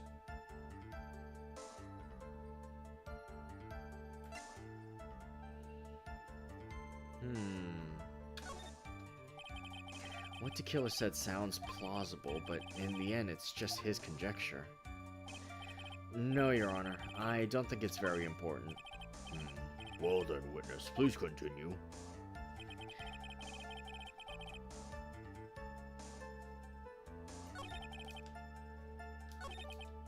We met at a certain bar to discuss and finalize a few matters. So you physically met Adrian Andrews, right? Of course I did. What was that? What was with the brief pause? Witness, I would like for you to give us a few more details. I always meet my clients as a matter of principle. I've never taken a request by telephone or mail. And why is that? That's because I value the trust between a client and myself above all else. And the only way to establish that is to speak to the client while looking them in the eye. Well, Mr. Wright, was the testimony just now of any importance?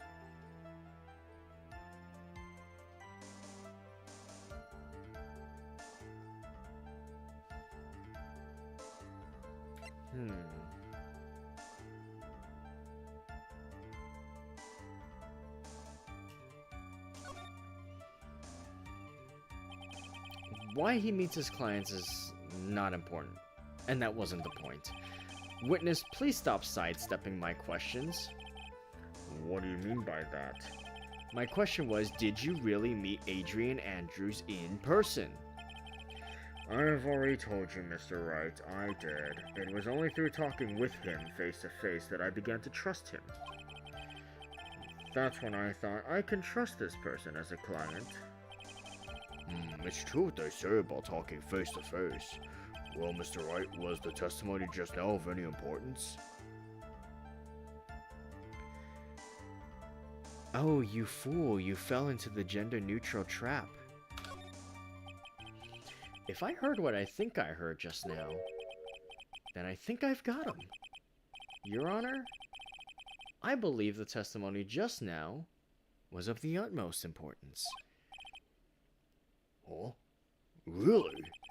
If that's the case, witness, please include the statement just now in your testimony. Very well.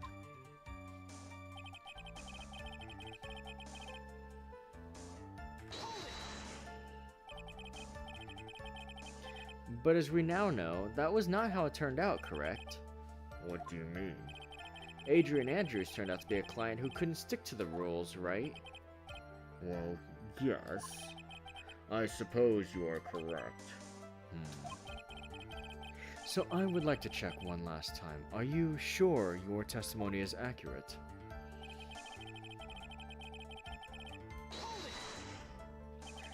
So your client was Adrian Andrews. That is correct. Well, he says the two of them met, but if they did, then there shouldn't be anything wrong with the killer's testimony.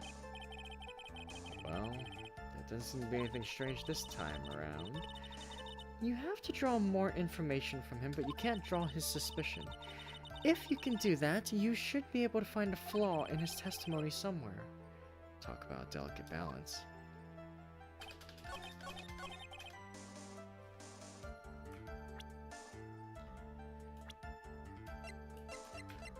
You fool.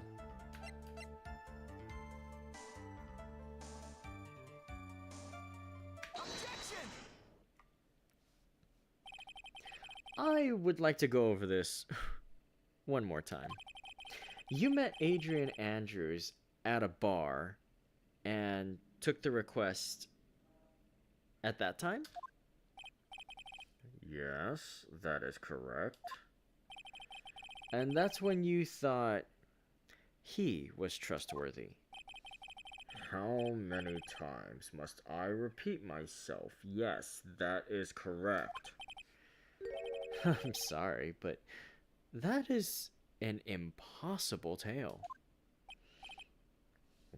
What? Shelley the Killer.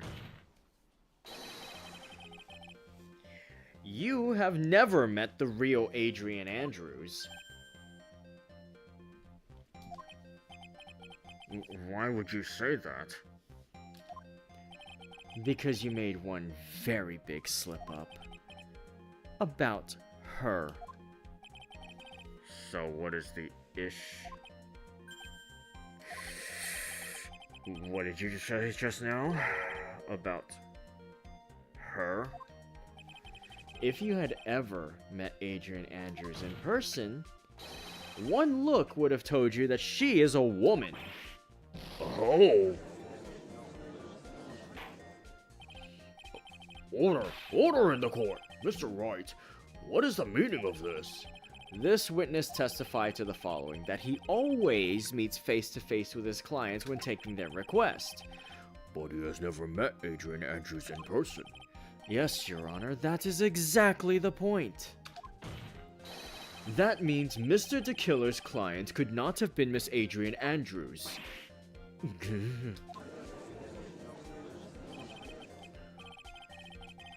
Mr. Edgeworth, I understand your logic on this one. However, why would the assassin make such a basic mistake? I believe it has to do with her name, Your Honor. The gender-neutral trap. Her name? Yes, Adrian Andrews is, without a doubt, a very androgynous name. Yes, I see. Unluckily for Mr. DeKiller, the entire time he was on the stand, no one had stated Adrian Andrews' gender. And so, he simply picked the wrong gender to go with. What? What is going on? Shelley DeKiller, this court demands an explanation. I think somehow I must have mixed up this client with another. So does that mean you remember something different now? Yes, of course. Please, if you would allow me to testify once more. Yeah, I know he's just gonna spit out more lies. Very well, but this time, please give us the truth and nothing but the truth.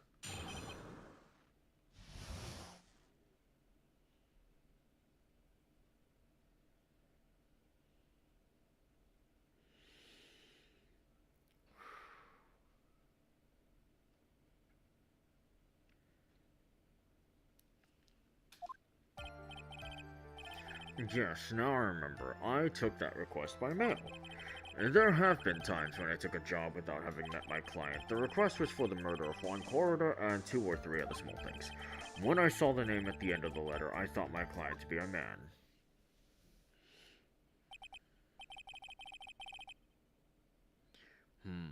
So you took this job through a letter. He didn't mention anything about a letter in his earlier testimony. Which means he's definitely lying.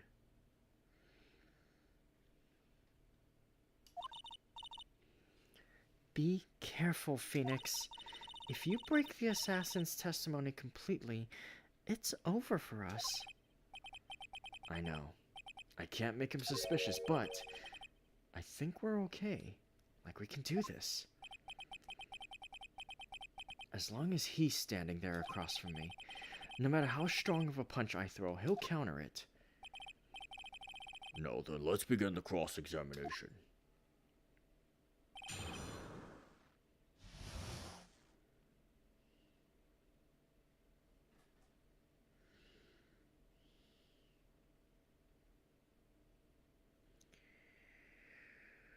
Whew.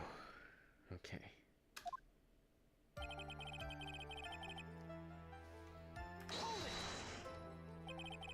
But didn't you just say that you always meet your clients? Yes, I suppose I did say that. However, there are some clients for whom a meeting is simply not possible.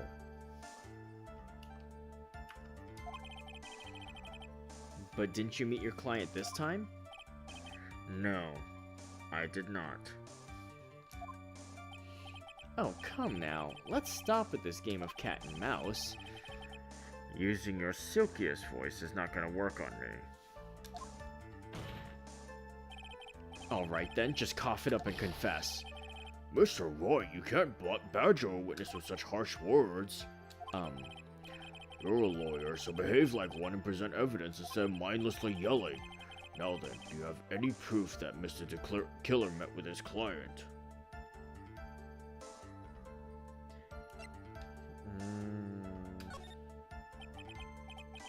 I'm sorry, Your Honor. Unfortunately, I don't have any proof. I see. Then your line of questioning was just another waste of time. Sadly for us, Your Honor, that is the nature of right and wrong.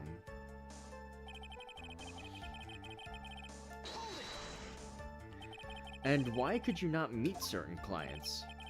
Recently, I've been receiving more requests. If I met each and every client, I would lose some nice business opportunities. Nice business opportunities.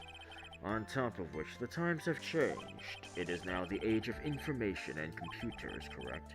Well, I've joined the times and now take requests via electronic mail. Electronic mail? Do you have to mail that in a special insulated envelope? I'm very sorry. I despise the shortening of words. What I meant by electronic mail is what is commonly referred to as email. Email? In a contest of mimicry, the judge would beat a parrot, hands down. Anyway, so you took this job without having met your client, and...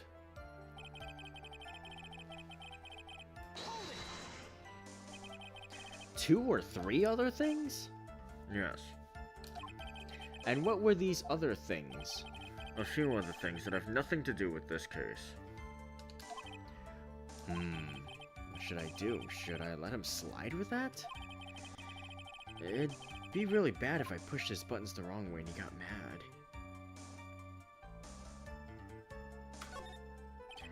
Whether or not they're related to this case is for the court to decide. Mr. Attorney.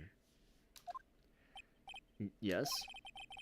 Everything I have said from the beginning has been nothing but beneficial to your client, which is why I wonder what is pushing you to continue with this cross-examination.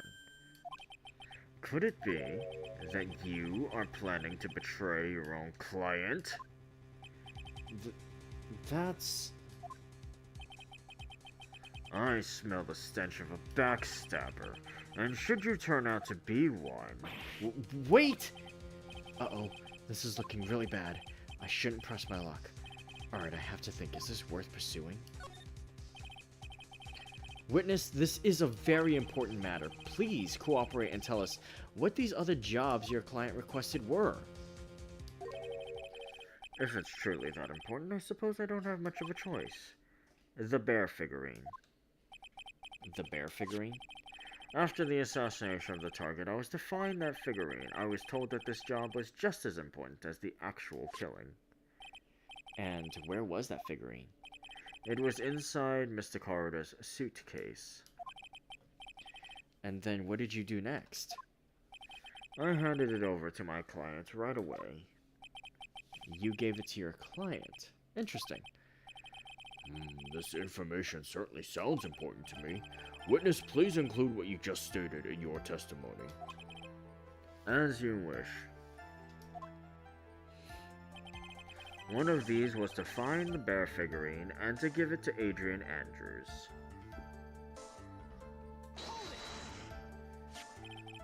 I found this figurine at Mr. Onguard's mansion. If you gave it to Miss Andrews, then what was it doing there?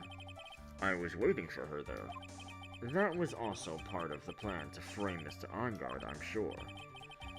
That makes a lot of sense. Well, Mr. Wright, do you have any problems with this piece of testimony?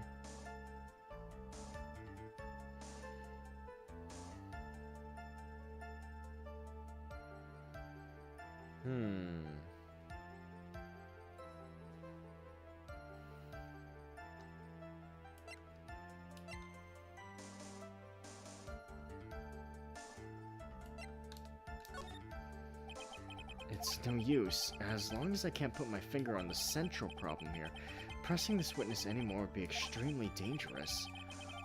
It appears that Mr. Wright has no problems. Well then, witness, please continue.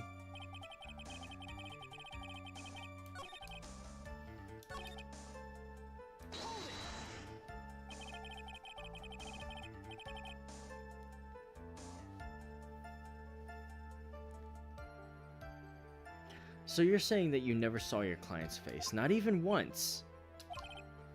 I did, once. It was when I went to give my client the figurine. Yes, I see. But Miss Andrews was wearing a mask at the time. A mask?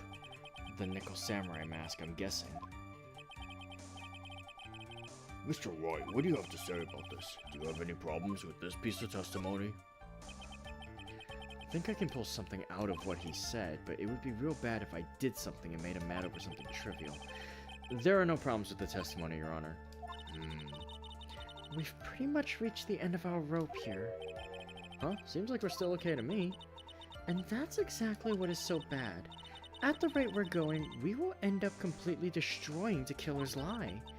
If we do that, you already know how serious of a situation that'll put us in. Oh yeah. All I can do now is pray that those items reach us in time.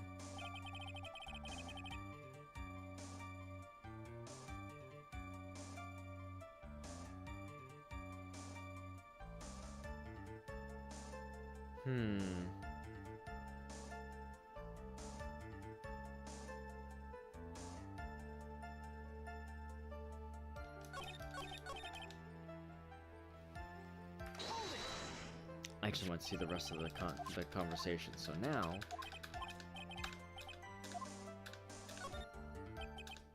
So the killer says he gave the figurine to Miss Andrews, but I know somewhere in that statement there is a contradiction, and yet, I know that if I present something trivial here, he will cut the connection on his end.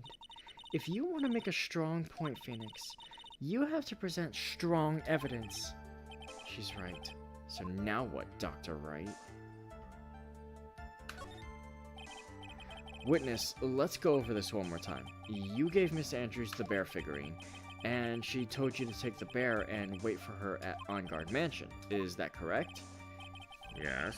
Where are you going with this? Well, I think maybe you might have remembered a few things incorrectly. What? This is a battle of wits. I can't let up on him. I don't think it's possible for Miss Andrews to have been the recipient of this bear.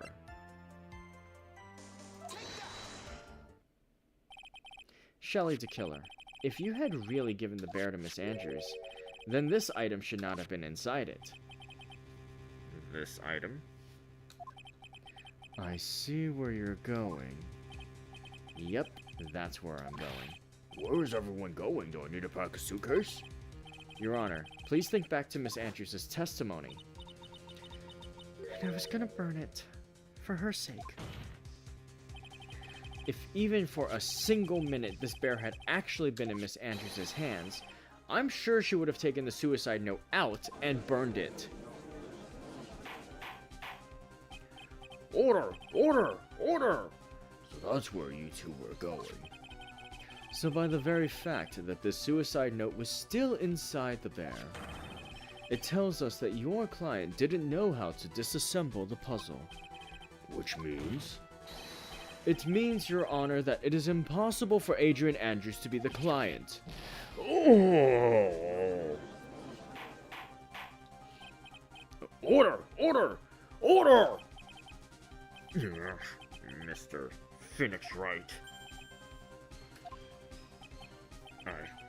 I'm sure I mentioned this before, how I hate traitors above all else. I think your cross-examination has clearly demonstrated something to me. You must wish to break your end of our agreement. No, that's not... That's enough. If that is your intention, there's only one thing for me to do. Wait, please! Gentlemen, ladies, please excuse me. I have a matter that I must attend to.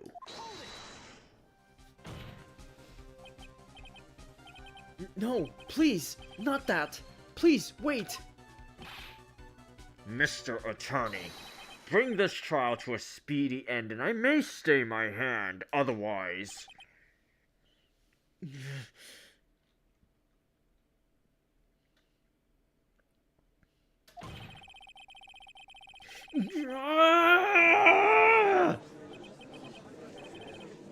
What in the... Mr. Wright, are you... Mr. Edgeworth? Yes, Your Honor. Oh, I didn't understand this witness's outburst just now. Do you think there's a need to hear more testimony, or is this enough? Well, we should...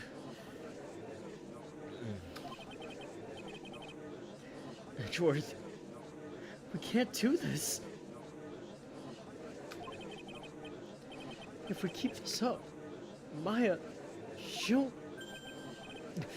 The prosecution... What has come over everyone? Even you are... The prosecution... rests. What is going on around here? The prosecution has no further questions, Your Honor. What?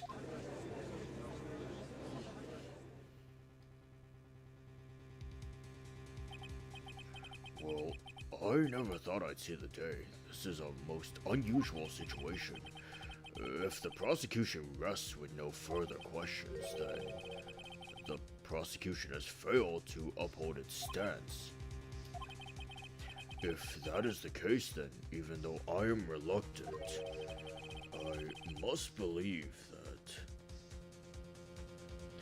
Mr. DeKiller's testimony is accurate.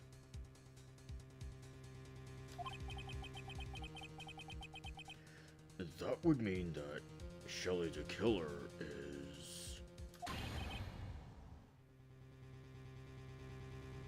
Shelley DeKiller's client is Adrian Andrews. Mr. Wright. Yes, Your Honor.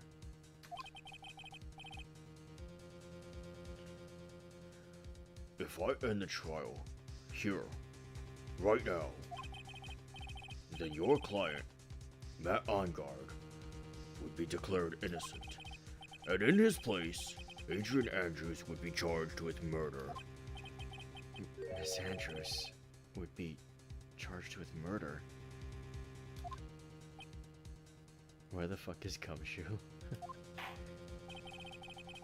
The prosecution has no further questions, so we will now hear the defense's final remarks. Bailiff, please bring the defendant Matt Ongard to the stand. The items from DeKiller's hideout didn't make it in time. We tried as hard as we could, but it looks like our time has run out. I can't believe it. The outcome now lies in your hands. Dude, did the old guy finally decide? To be honest, I can't think of you as a truly innocent and good person. You have done enough evil to drive a woman to suicide. But, at least on the charge of murder, it would appear you are innocent. Huh. So, guess even the old fuddy-duddy figured me out. Mr. Ongard? What an atrocious lawyer I have. Giving his own clients up like this. And that refreshing like a spring breeze crap. It's just as atrocious, don't you agree? Anyway, get on with it and pronounce me innocent already. Right, Mr. Lawyer?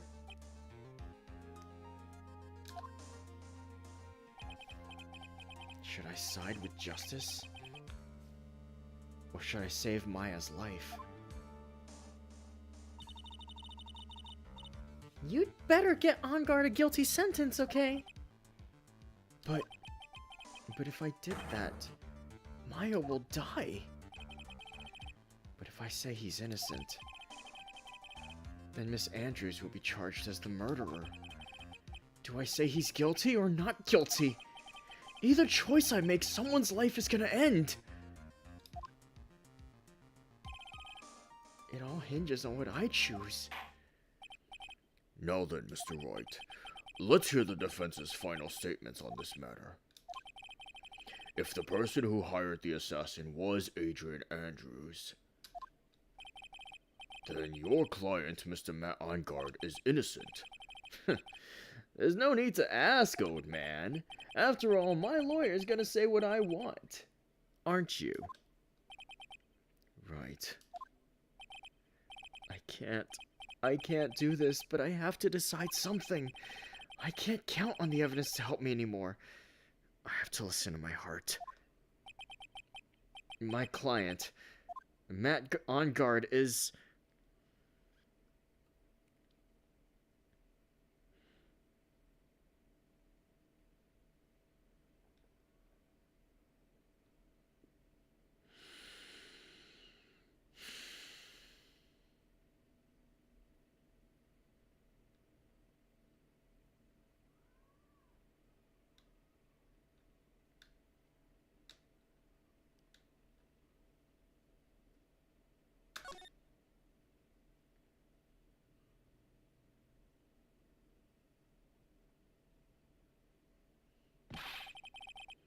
We're waiting for your answer, Mr. Wright. Matt on guard, your client deserves an answer. Maya, I'm sorry. Matt on guard is...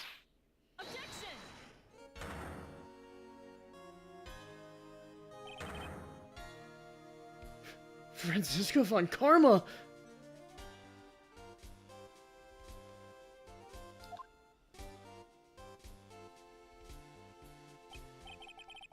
What are you doing? Oh! You see now, don't you, Mr. Phoenix Wright? This is exactly why you should never take your eyes off of that scruffy fool. Did you bring them? The final pieces? Do you have them? You should know better than to ask that, Mr. Miles Edgeworth. Von Karma is perfect in every way. The evidence is here in perfect condition. Don't worry about Scruffy. He's fine, and his injuries are minor. All of the items are inside this. What a filthy old coat this is. That's Gumshoes. I can spot his tattered rags anywhere. I apologize for its ugliness, but there was nothing else to wrap the items in. I fought long and hard this whole trial. All for what is inside that raggedy coat. I'm sure that inside that coat lies a crucial piece of evidence. Your Honor, inside that filthy coat are the defense's final pieces of evidence. Your final evidence? His injuries are minor. The ones from the accident, that is. This trial is already over. All that remains is for me to hand down my verdict. I do not believe that any evidence presented now would change the outcome of this trial. What? Your Honor, it is our duty to examine every piece of evidence down to the last. I request that Miss Von Karma be allowed to present these pieces of evidence. I suppose you're right, Mr. Edgeworth. I grant permission to do so. However, this one obvious rule applies here. If these items do not bring up any new points, then they will not be accepted by this court.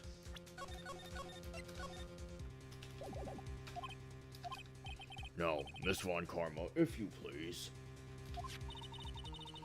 These pieces of evidence are items left by the killer during his escape from the police.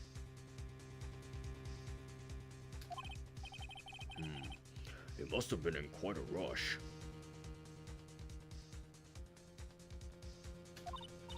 Yes, Your Honor. The killer left us 3 pieces of evidence. Somewhere among the evidence we're about to see, there will be something that will turn this whole situation around, like a miracle.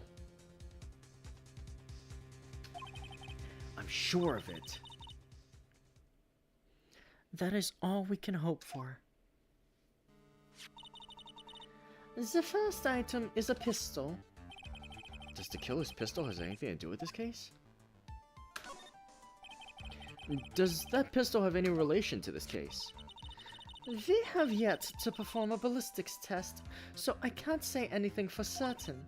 However, I believe it has something to do with this case. At least, with me. Hmm? That's the pistol that he used to shoot you, isn't it? That's what I believe, yes. Oh, I kept the bullets they've removed from my shoulder as a sort of memento. I'm sure it will be an excellent sample for the test. so that's the bullet that was used to shoot Francisca. It's probably not gonna help us very much.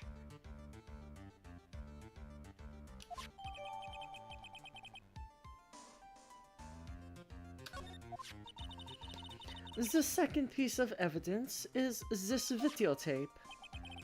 I bet the killer took that from On Guard Mansion. Have you checked the contents of that tape? Unfortunately, there was no time to. Oh, yeah. But I would speculate that this tape is very important, Why would you say that? because he came back to his hideout for it. The killer went back for it? That's right. It looks like he was trying to recover it. He injured 3 of the officers at the site. But somehow, it looks like they managed to protect it from the killer. Shelly the killer is no ordinary man. The last piece of evidence is this bellboy's uniform. Is that a uniform from the Gatewater Hotel? Was that used during the crime? I am almost certain it was. There's even a pair of black leather gloves in one of the pockets. There's no doubt about it. The killer was wearing this on the night of the murder. That is one thing I found interesting about this uniform. And what is that? There's a button missing on this uniform. A button? It's a very unique button. I'm sure if we were to recover it, it would provide us with an interesting clue.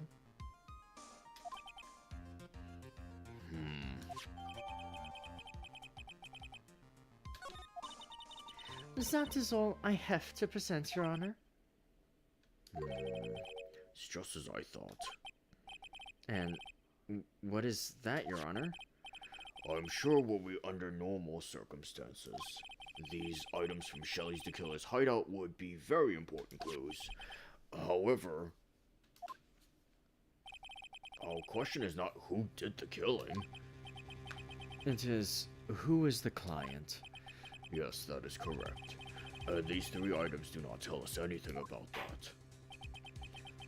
Thank you for your hard work, Miss Fine Karma. You may step down now. Wait, Your Honor. Please, allow me to examine this new evidence. Overruled. This court already has all the evidence it needs to hand down a verdict. Wonderful. Absolutely splendid. This judge is such a brilliant man, isn't he? Is this the end? Phoenix. I knew it. There's no such thing as a miracle in this world, is there? I think you're wrong. I think they do exist. But you have to make that miracle happen. You've come this far. You can't give up now. But no matter how you think about it, it's... Try. For my sake, just think about it for a second. There are 2 ways out of this situation for us. Two? The first, make On Guard wish from the bottom of his soul for a guilty verdict. Huh? The killer will always place his client's wishes first. If On Guard himself wishes to be convicted, then he will let his hostage go. That may be true, but that's asking me to do the impossible. The second way, force the killer to end his contract with On Guard. If the killer were to no longer think of On Guard as his client, then he would let Maya go. Mia, that's even more impossible. He's a man who values his duty towards his clients above all else. I know both of these seem like impossible feats at first, But if you could make either one happen, it would truly be a miracle. The bigger problem is the judge has already said he doesn't need any more evidence. The pieces he was just shown, he's not accepting them. Phoenix, think things through from the other side. Isn't that what's always worked for us? The other side? Wait, does she mean... You mean to turn things around? Phoenix, the judge says he doesn't need the evidence. If that's the case, then who does need it? The person who needs the evidence. The defense, prosecution, and the judge. We have seen all the pieces of evidence. And that is how we have come to know the truth. But there is one person who is yet to see them all. And that person does not know the truth. That truth, it may be what will bring about the miracle in the end. There are no objections this time, correct? Now then, I will pronounce my verdict. Why don't we all respectfully sit back and listen, kids? I have already told you, Mr. Wright, this court does not need any more evidence. I'm not saying it's us that needs the evidence, Your Honor. Then you want to show the evidence to that person? Yes, Your Honor. Please, Your Honor. Mr. Wright, for you to ask with such passion, I will grant you one chance. One chance. Please show your evidence to who you think is the right person.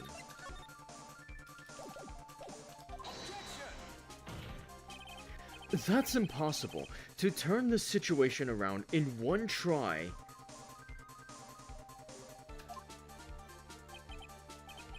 One try. That is all I will permit. I have to try to remember. Everything that has happened up to this point. Think, Phoenix, think! There must be a way to save Maya while taking on GARDE down at the same time. Now then, Mr. Wright, let's not waste any more time. Alright. Full disclosure. I am absolutely going to fuck this up on purpose first. Because there is two endings here. And we need to get one done first.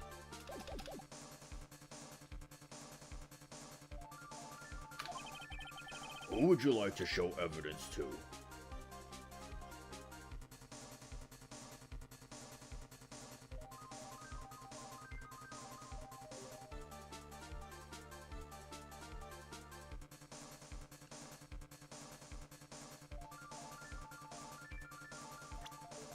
So we're gonna do this. We're gonna make the wrong calls here on purpose.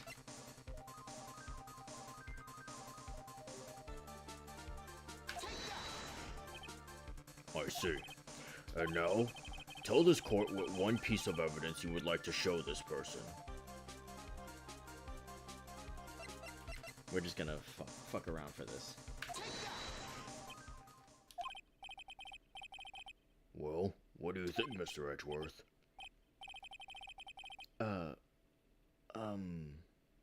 I don't have anything to say to this. How about you, Miss Von Karma? Well, I was just shot, so... I'm afraid I cannot allow the defense to continue. What? No one understands what you're talking about anymore. Wait, please, just one more chance. That is enough, Mr. Wright.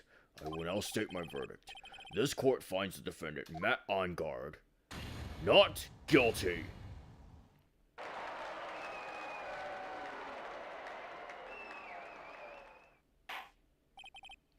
That is all. This court is adjourned.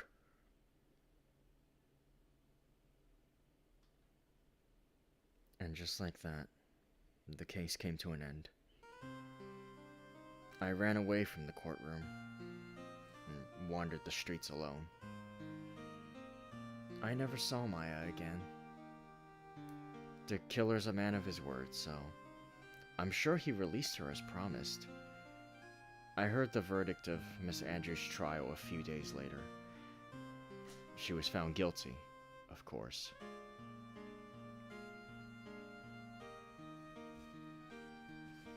The miracle never happened. Maybe it was never meant to. Because a miracle is something that doesn't exist.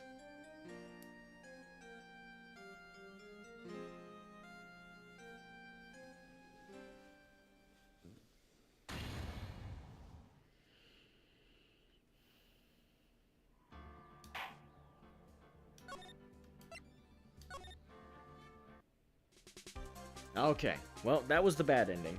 Got that out of the way. I'm kind of mad that they fixed the that they fixed the typo. In the very original version of this game that I played on the, well, not very original, because obviously it came out on the Game Boy Advance at first, but in the DS version that I played many years ago, the miracle never happened. Like, it didn't have the ED at the end. It was just the miracle never happened. And that was one of the most enduring memes in the Ace Attorney fandom. So I'm a little miffed that they fixed it, but... Anyway. That's one way this could have ended. Now let's do this right. That was so vile. It was, wasn't it? Yeah, exactly. The miracle never happened. Alright.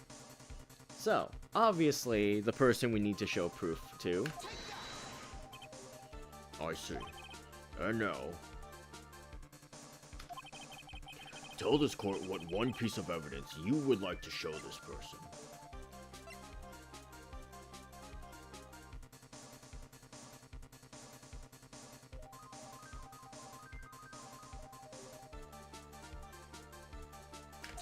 I think it's this. Well, what do you think, Mr. Edgeworth? I think there is some merit in showing this evidence to that witness. Bailiff, please bring in the transceiver from earlier.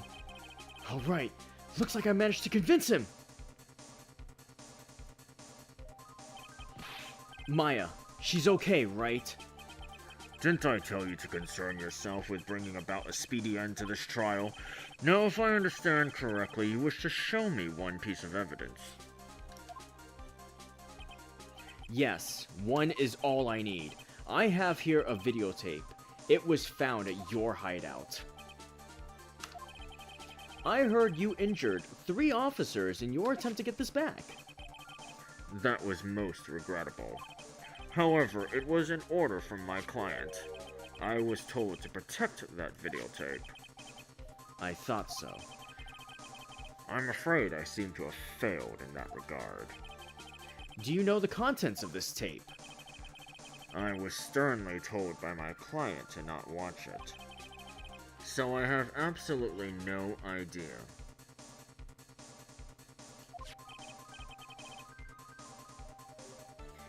Actually, you are on this tape. Me? There was a video camera hidden at the crime scene. Your actions were being recorded. What? Is that true, Mr. Wright? Who was it that planted a camera?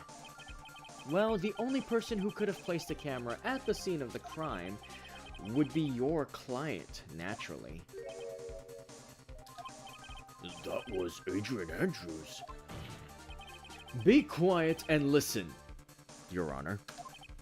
Yes, sir. Your client specified a place and time for you. Isn't that right? Yes. That was so they could film you. no idea. Mr. Wright, why would my client do such a thing? I would like to know why. Why did Matt on guard film the crime scene?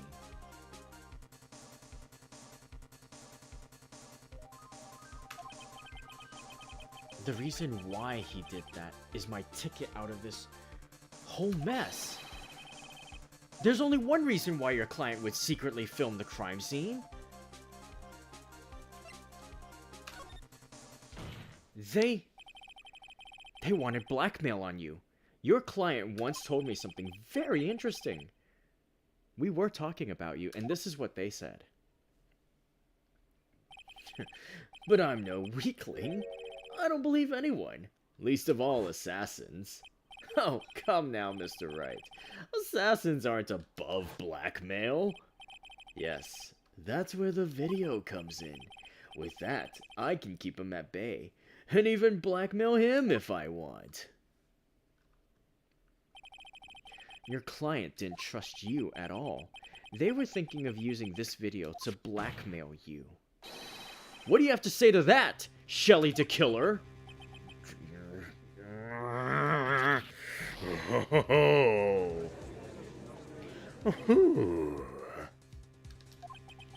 It looks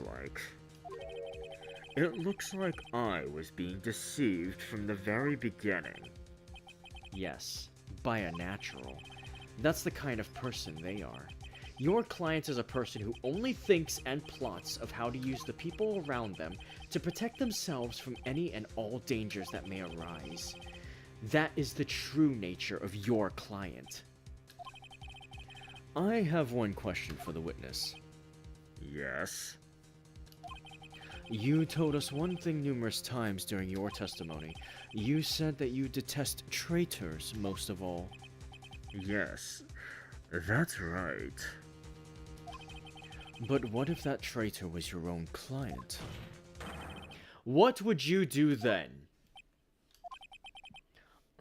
That's obvious. I would break our contract in that case. And then that client would become my next target. For the honor of the killer name, even if it takes an eternity. I would follow that person to the ends of the earth to exact my punishment.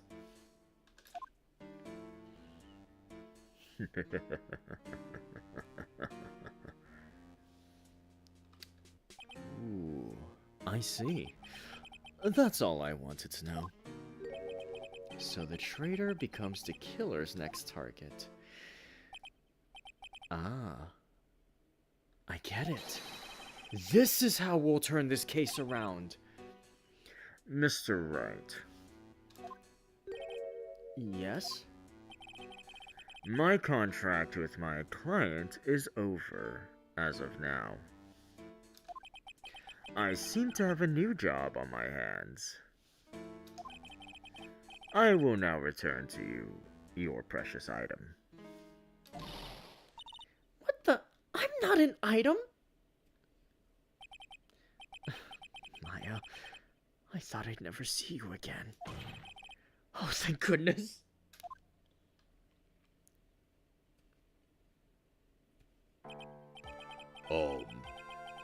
This trial appears to have come to its conclusion. However, I'm sort of... I don't quite know what just happened there with the client and the witness and the... Miss Von Karma, where did that... She always has you in her sights. Now, I do believe it's time to finally hand down a verdict. Wait, did she snipe him? He couldn't even see where she whipped him from? Mr. On Guard, it looks like somehow you got what you wanted. You will finally receive the acquittal you wanted so badly. You should be happy. But before that, I would like to make one final statement. Sometime in the near future, one very betrayed assassin may appear before you. Needless to say, that man is very good at what he does. I'm sure you would understand what I mean if you watch this video.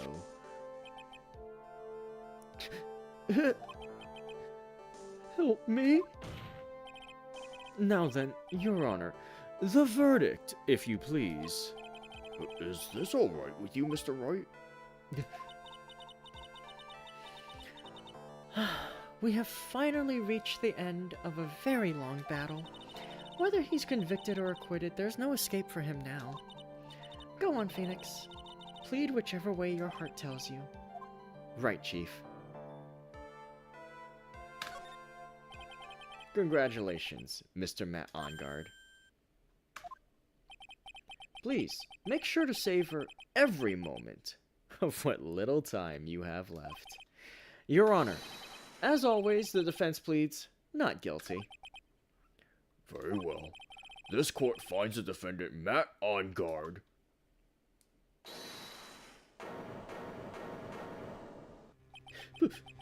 Please, wait. What's the matter? If I get a not guilty, I'll be killed. I'm no guilty.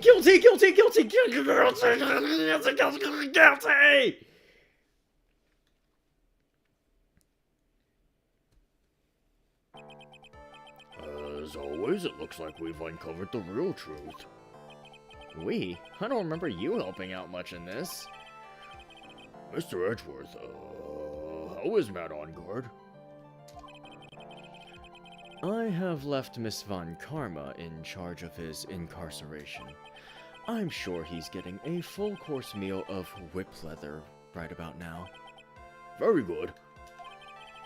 That was a close one, wasn't it, witness? Yes. I plan to pay my debt to society for my own crime, Your Honor. The first time I was called to the witness stand during this trial, all I felt was despair. She must be talking about the time Edgeworth really went after her. I guess she's trying to forgive him for what he did. This witness, how shall I put this? She has an illness. If you're going to say you would choose death, that is of no concern to me. But after that, when I was alone at the detention center, that's the first time I really saw myself for who I am. And today, when the two of you used your combined strength to convict Matt, I felt like I had finally been saved. Wow.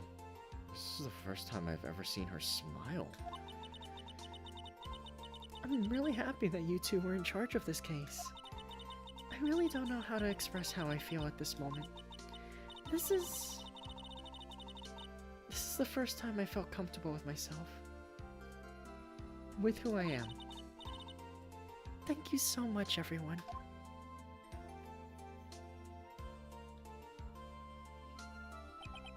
It looks like we've resolved everything at last.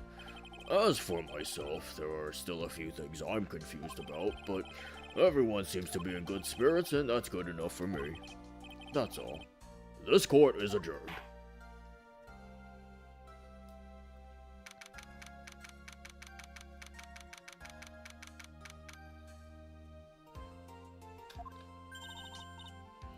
You were great out there, Phoenix! What I did out there was right, wasn't it?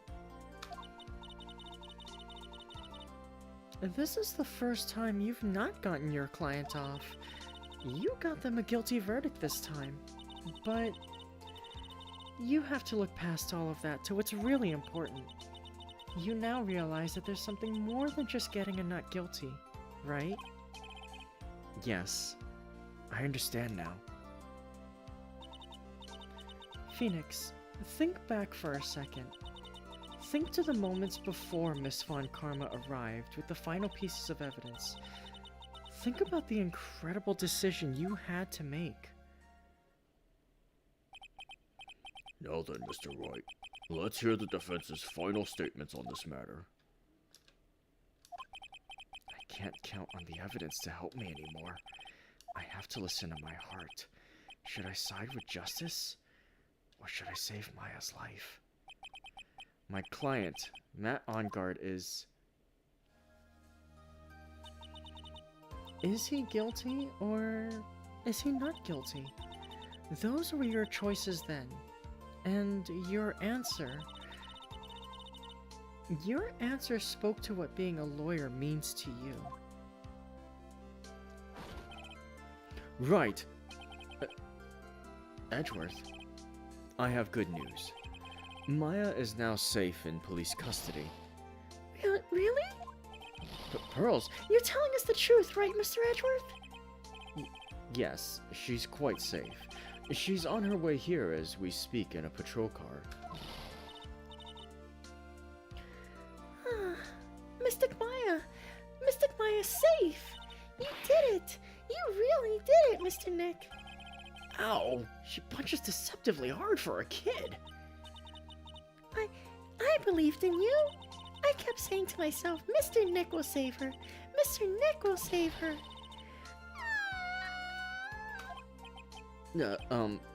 Thanks. Oh! What's wrong? Miss Von Karma. About earlier. Thanks. Ow! Why are you still smiling? Mr. Phoenix, right? You lost! Your perfect win record has now been crushed. And yet, you're still happy? I don't think you'll ever understand, Miss Von Karma. How dare you! Don't worry. She may in time. After all, I was like that myself. Until a year ago. Edgeworth? For my own personal victories and for guilty verdicts.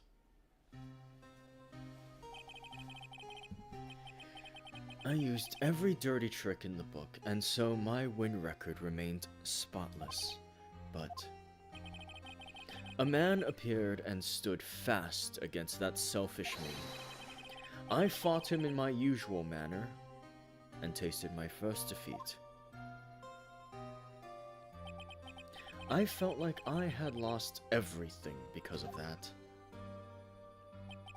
And then it was my turn to sit in the defendant's chair. And I was saved by that person I called my enemy. I couldn't forgive myself for all that had happened, so I left the prosecutor's office. And I left that note. Prosecutor Miles Edgeworth chooses death. As well, you should have. A prosecutor who has shamed himself with defeat should crawl into a hole and die. But that was not what happened. After I left the prosecutor's office, I finally came to realize something. And it was in that moment of clarity that everything began to change. What foolish nonsense! We prosecutors use anything we can to attack the defendant, but every time we did so, no matter how desperate the situation, instead of giving up like most people, that man would hold strong with his undying faith.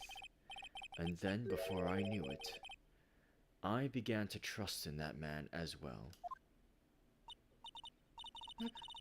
What? You trusted your enemy? It doesn't matter how many underhanded tricks a person uses. The truth will always find a way to make itself known. The only thing we can do is to fight with the knowledge we hold and everything we have. Erasing the paradoxes one by one. It's never easy. We claw and scratch for every inch. But we will always eventually reach that one single truth. This, I promise you. The truth. Yes, that's the reason why prosecutors and defense attorneys exist. But I'm sure you knew that already, didn't you? Right. That's why you couldn't forgive me. This man who went into hiding, isn't that right? This man who only had his sights set on victory, who ran away into the night. Is Mr. Edgeworth right, Mr. Nick?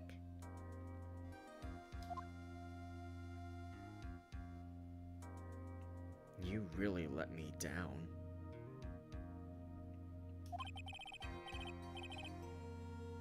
When you disappeared, I felt betrayed.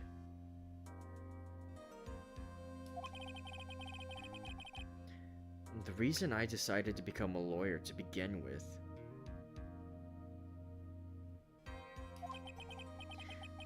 was because I believed in the things you said to me all those years ago. And you betrayed your own words. That's why 1 year ago, I made up my mind.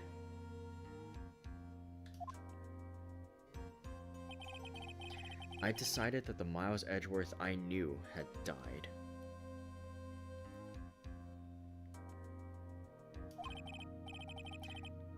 At least that's what I told myself.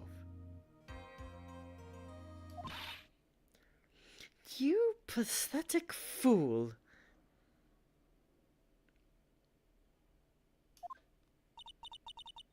Miss Von Karma, I don't want to hear the wretched whimpering of a disgraced loser.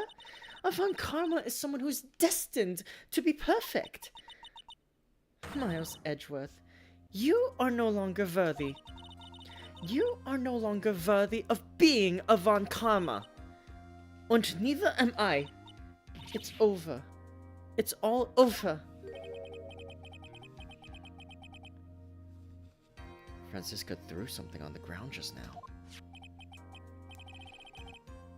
And this is an electromagnetic receiver. Isn't that the thing she used to track Detective Gumshoe? I'll return this to the precinct later. There's something else. Isn't that Miss Von Karma's whip? I'll never set foot in another courtroom again.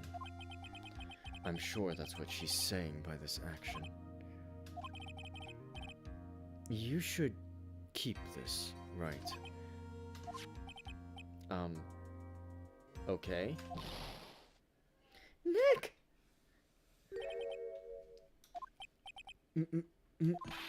Maya! Mystic Maya! Mystic Maya!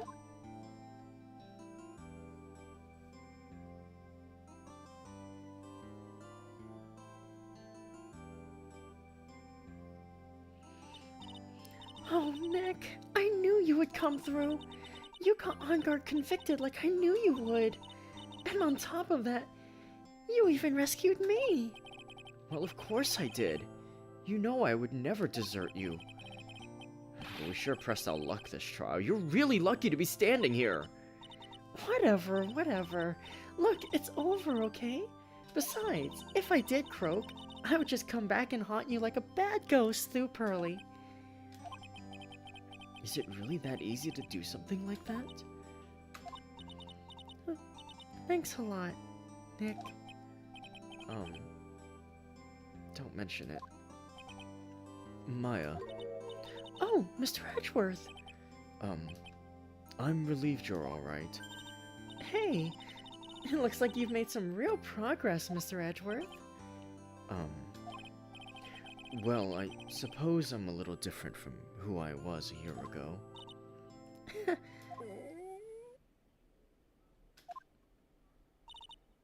Alright, I think it's time we got out of this depressing place. Huh? Where are we going? Food, Nick! Food! Grub! Chow! I'm starved! I'm so hungry, even you look like a nice juicy burger on a bun to me, Nick. You think I look like a burger? I'm a prime rib at least. Come with us, Mr. Edgeworth, please! If you insist. Alright, so how about we hit up our usual burger joint? Don't be silly, Nick. Huh? This case messed up that awesome evening and got in the way of my gourmet food. So I've decided that we have to make it up by having another feast. Another feast? Come on, Nick. Food!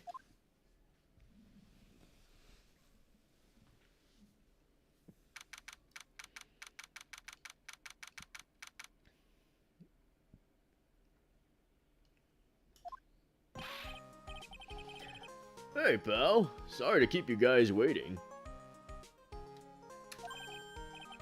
Gumshoe! Are you alright? Yeah, but I'm really embarrassed. I didn't think I'd hit a telephone pole of all things. A telephone pole? Then it wasn't a red light that got him? You did it again, city boy. I felt like my dear old heart was gonna give out on me, and I ain't joking. Yeah, it was more exciting than the very last episode of the Steel Samurai. Thanks. Now looky here, Mr. Snooty Prosecutor. Don't you reckon you bullied Mr. Right too hard? If you don't stop being a lot nicer to him, he might just kick it. Tonight even. I'll keep that in mind. Well, come on now. Everyone gather round. Y'all are gonna get your picture taken by the genuine professional photographer. Looks like Lotta bought herself a new camera. Well, pal, at least we can put this messy case behind us now. Come on, tonight's all about eating, so let's go chow down, pal. Amen to that, pal. Amen. You know, when you think about it, you were the one who saved the day, detective. Huh? Me? You really think so? He's right. If it wasn't for the 3 items you took, I think this trial would have had a very different ending. Oh, well, you know, it's... Huh? Wait. That's odd. When I ran off with the things from the killer's hideout, I was sure I took 4 things in total, sir. What? 4? Yeah, I'm sure I put one of the items in my coat pocket. There was a 4th item? Oh, come on, y'all. It's over. But oh boy, I tell you, you really are something else. Between getting accused of murder and getting kidnapped, never a dull moment with you, huh? You think? Why does she look so happy about that? But being shut away for 2 whole days, weren't you scared? Yeah, it was really scary. I felt so hopeless. So, to keep my mind off things, I drew a picture. Sounds like you had it rough, gal. So where's this picture of yours? Yeah, I want to see it. I want to see Mystic Maya's picture. You know, I don't know where it went. Aw, that's too bad. Well, it's alright. It wasn't anything important anyway. Ah. It sure is nice to finally see them both smiling again.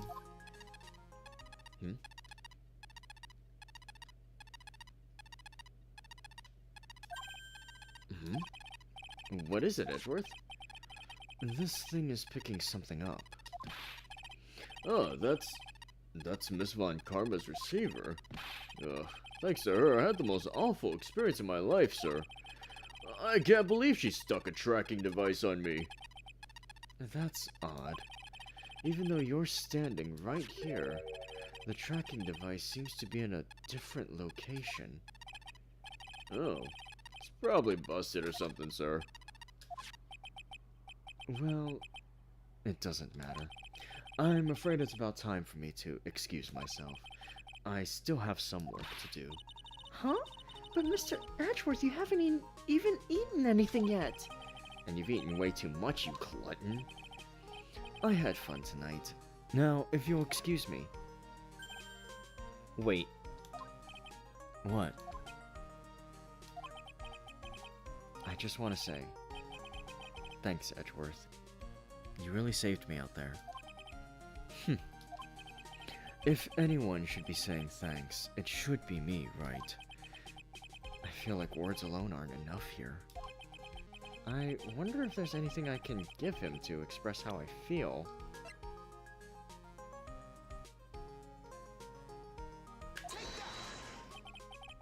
What's this? Thank you. It's all thanks to you two. You and her. You don't need to thank me. I was only doing my job. It looks like Mr. Edgeworth has left, Mr. Nick. Hey, Mr. Maya? Yes, Pearly? I guess you two can go back to being lovey-dovey, right? You and Mr. Nick, I mean. But Pearly, would you cut it out already? You're embarrassing me! Anyway, so who's paying for this lovely dinner party? As if you need to ask. Everyone say thank you to Nick. Huh? Oh yeah, I'm kind of at the point where I can't even buy instant noodles, pal, so I kind of already put your name on the bill. Huh? Yeah, I got me a situation just like that myself. There's this camera shop in this hotel, see? And I just bought myself this good old beauty here. It better be anyhow for $3,000. Uh-huh. Actually, I reckon you bought it for me since it's on your tab and all. Isn't this great, Mr. Nick? Yeah, Nick. Why do I suddenly feel like screaming? Aw, you don't need to hold back now you're here. Yeah, pal, time to let it all out. This is gonna be the first time I hear the real you. Go on. It's been a while since I heard you say it. I've been busy being a hostage and all. Alright then, if you say so.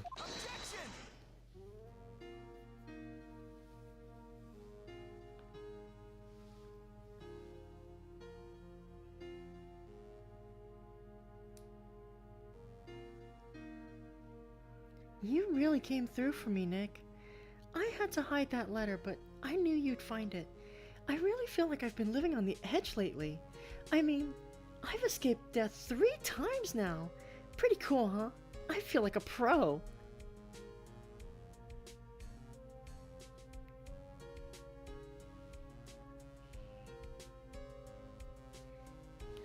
I'm so happy that you can save Mystic Maya, Mr. Nick, and I'm so happy for the 2 of you.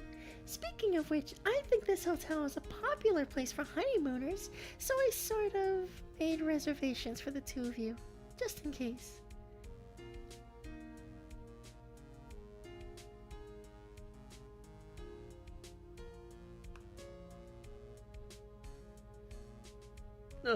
Well, pal, looks like I'm back on the force again. Mr. Edgeworth had a long talk with the chief and he got me reinstated for my sake. I heard he said things like letting that one go is bad for all of society. I knew it! Crashing headlong and everything is the only way to live, pal.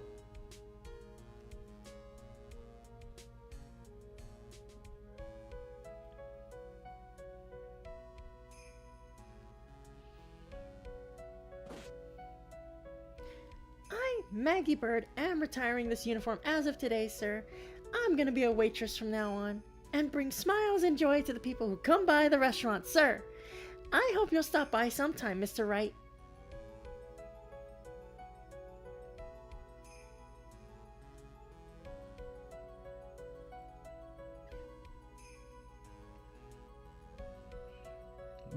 Yes, are you here to visit a patient?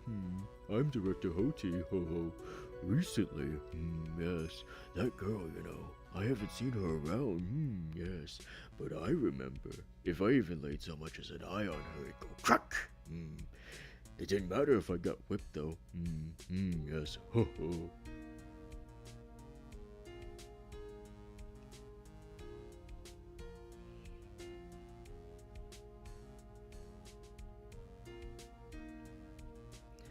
It's time to begin our quest of world circus domination, sweetie. And to let the world know we're serious, I plan to make a fabulous flight to Zimbabwe. Hey Max, what do you think Zimbabwe's like? Do you think there are castles made of cake and bunnies who can talk? I think if there are any talking bunnies, even they won't laugh at Moe's jokes.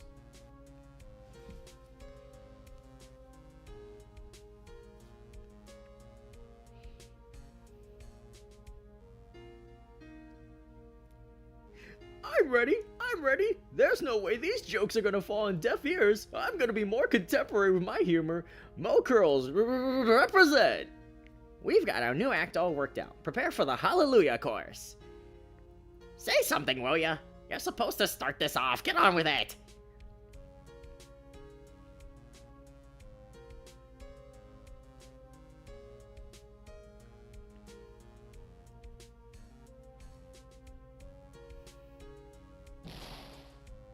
What's this? Drat, it's just an ordinary electronic razor recharging on its stand. I can't believe this, really. How long do they plan on making me do this? Oh, but it's Etchy Poo's idea, so that means it must have a deep hidden meaning. But why do I get the feeling they wouldn't forget about me? They wouldn't forget about me, would they? I was never like this in the old days. Everyone thought the world of me. They used to call me Queen Wendy and treat me like royalty, and any man who hasn't heard about this is gonna feel the pain of my heel. Yes, gonna feel the burn. Playing with fire is very dangerous because of that. Oh god, I'm done.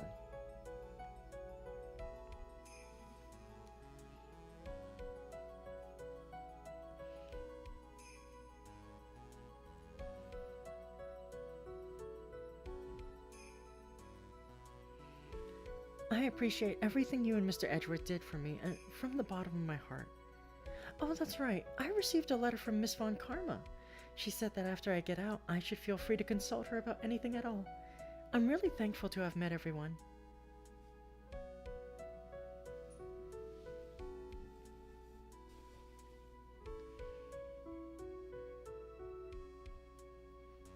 It has become difficult for me in this country as of late. As such, I will take a short leave of absence. If you would like to request my services, please be sure to visit my homepage. May we both be blessed with longevity.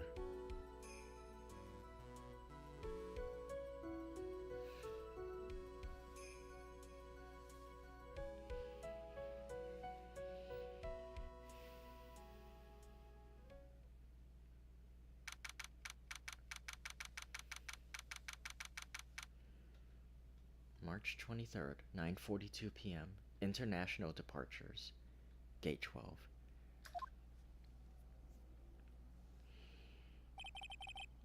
Where are you going, Francisca? How did you know I was here? With this? That's... I heard you were planting things on a certain person. Things like tracking devices in his coat, for example. That's just like you. I only planted it there because he was always wearing it. This filthy drab coat of his. I don't know how it ended up in my luggage. But it's going in the trash, I promise you that. Oh, that's right. Speaking of that man, he told me something very interesting. When I ran off with the things from Tequila's hideout, I was sure I took 4 things in total, sir. 4 things? It seems he put the last one in his coat pocket. He put it in here? It doesn't matter anymore. The case is already over. What are you going to do now? That's none of your business. Are you running away? Shut up! You don't understand a thing. You can't possibly understand what it means to be Manfred von Karma's daughter. Franziska. So many expectations from everyone around me. Expectations I must fulfill. I'm expected to win no matter what. And failure? Such a thing is not an option for me. My father was a genius. There's no doubt about that. But me? I'm no genius. I've always known that. But I had to be one. I had to. You may not be a genius like your father, but you are a prosecutor. You have been, and always will be. No, I'm not. Not anymore. I've even thrown my whip away. Speaking of that, Wright gave me this to hold on to. Right. You knew something like this would happen, didn't you?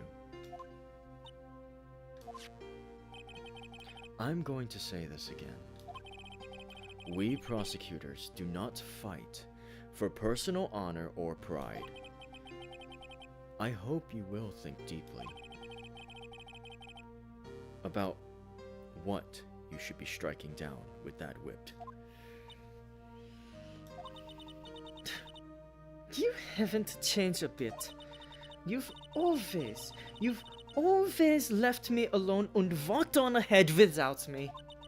Miles Edgeworth, I've always hated you.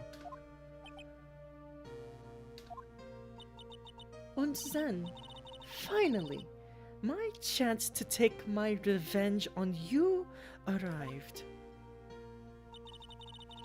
If I could win against that man, if I could make Phoenix Wright bow down in defeat, then this girl you left behind would have risen higher than you.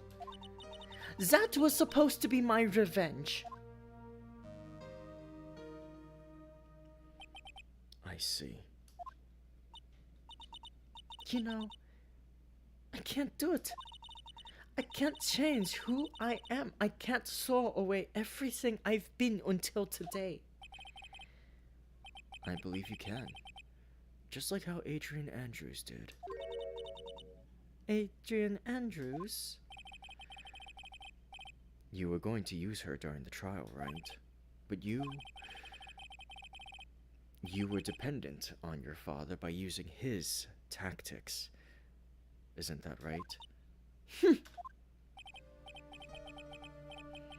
Today you chased after me after I had left you behind all these years. And that's why we're standing here now, side by side. But I have no intention of stopping. If you say you're going to quit your walk down the prosecutor's path, then this is where we part ways, Franziska von Karma.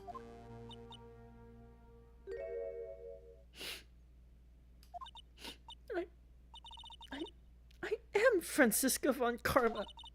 Don't think I'm going to walk in your shadow forever.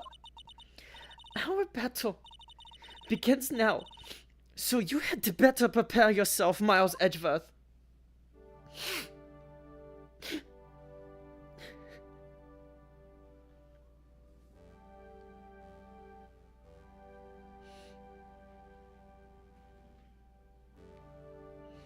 Phoenix, right?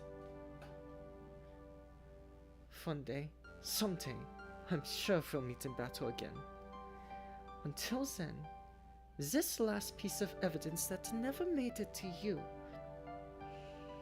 I'll take good care of this fourth piece, so I can give it to you when at last we meet again.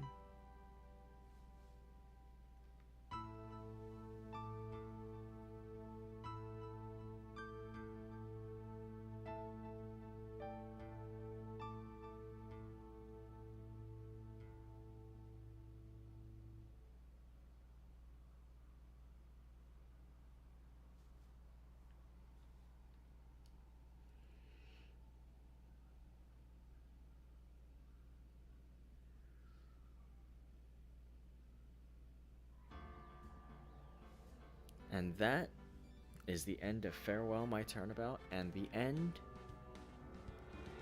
of Phoenix Wright Ace Attorney Justice for All, Game 2 of the series.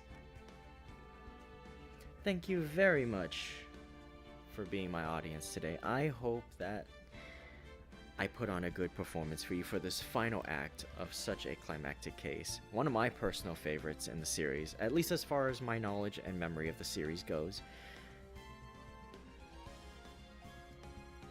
So, that was a lot of fun. And next time, when we start up, next time when we continue with more Ace Attorney, we will be starting Game 3, Phoenix Wright, Ace Attorney, Trials and Tribulations. My god, how this portion ran for almost 4 hours. I knew this one was gonna take a while. I am glad that it got its own part, because these last cases, they go on. But yeah, there was a lot of voices there. I know I know I probably didn't 100% perfect them all, but I hope I did at least well enough to entertain you guys and put on a good show. As always, this is a single person production, a one-woman voice acting sort of radio play style performance.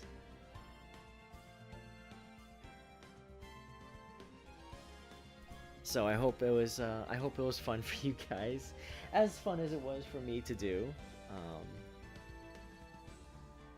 But yeah, whew, that was a toughie. That was fun, but look forward to more cases, more colorful casts, more zany characters, more fun crash outs. And yeah. Okay, well, I need a rest after that. Need some dinner, need some rest, need lots of water, because tomorrow morning, my time zone, I will be starting up another visual novel because I couldn't find a book to read in time.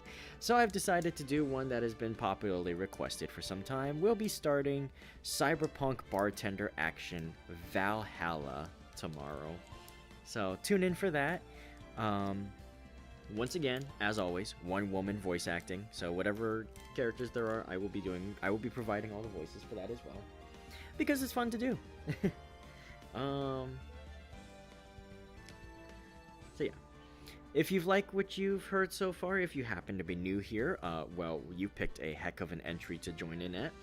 But if you like what you've heard and you haven't done so yet, please do make sure to like and subscribe, and join us. There's plenty more Ace Attorney to go around. There are 6 mainline games and 2 spin-offs, and I have them all.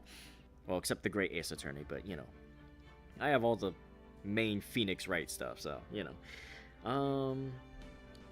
But yeah, I'm gonna call it for today. I am tired after that, so thank you all so much for being here, my wonderful Rainiacs and Langsters.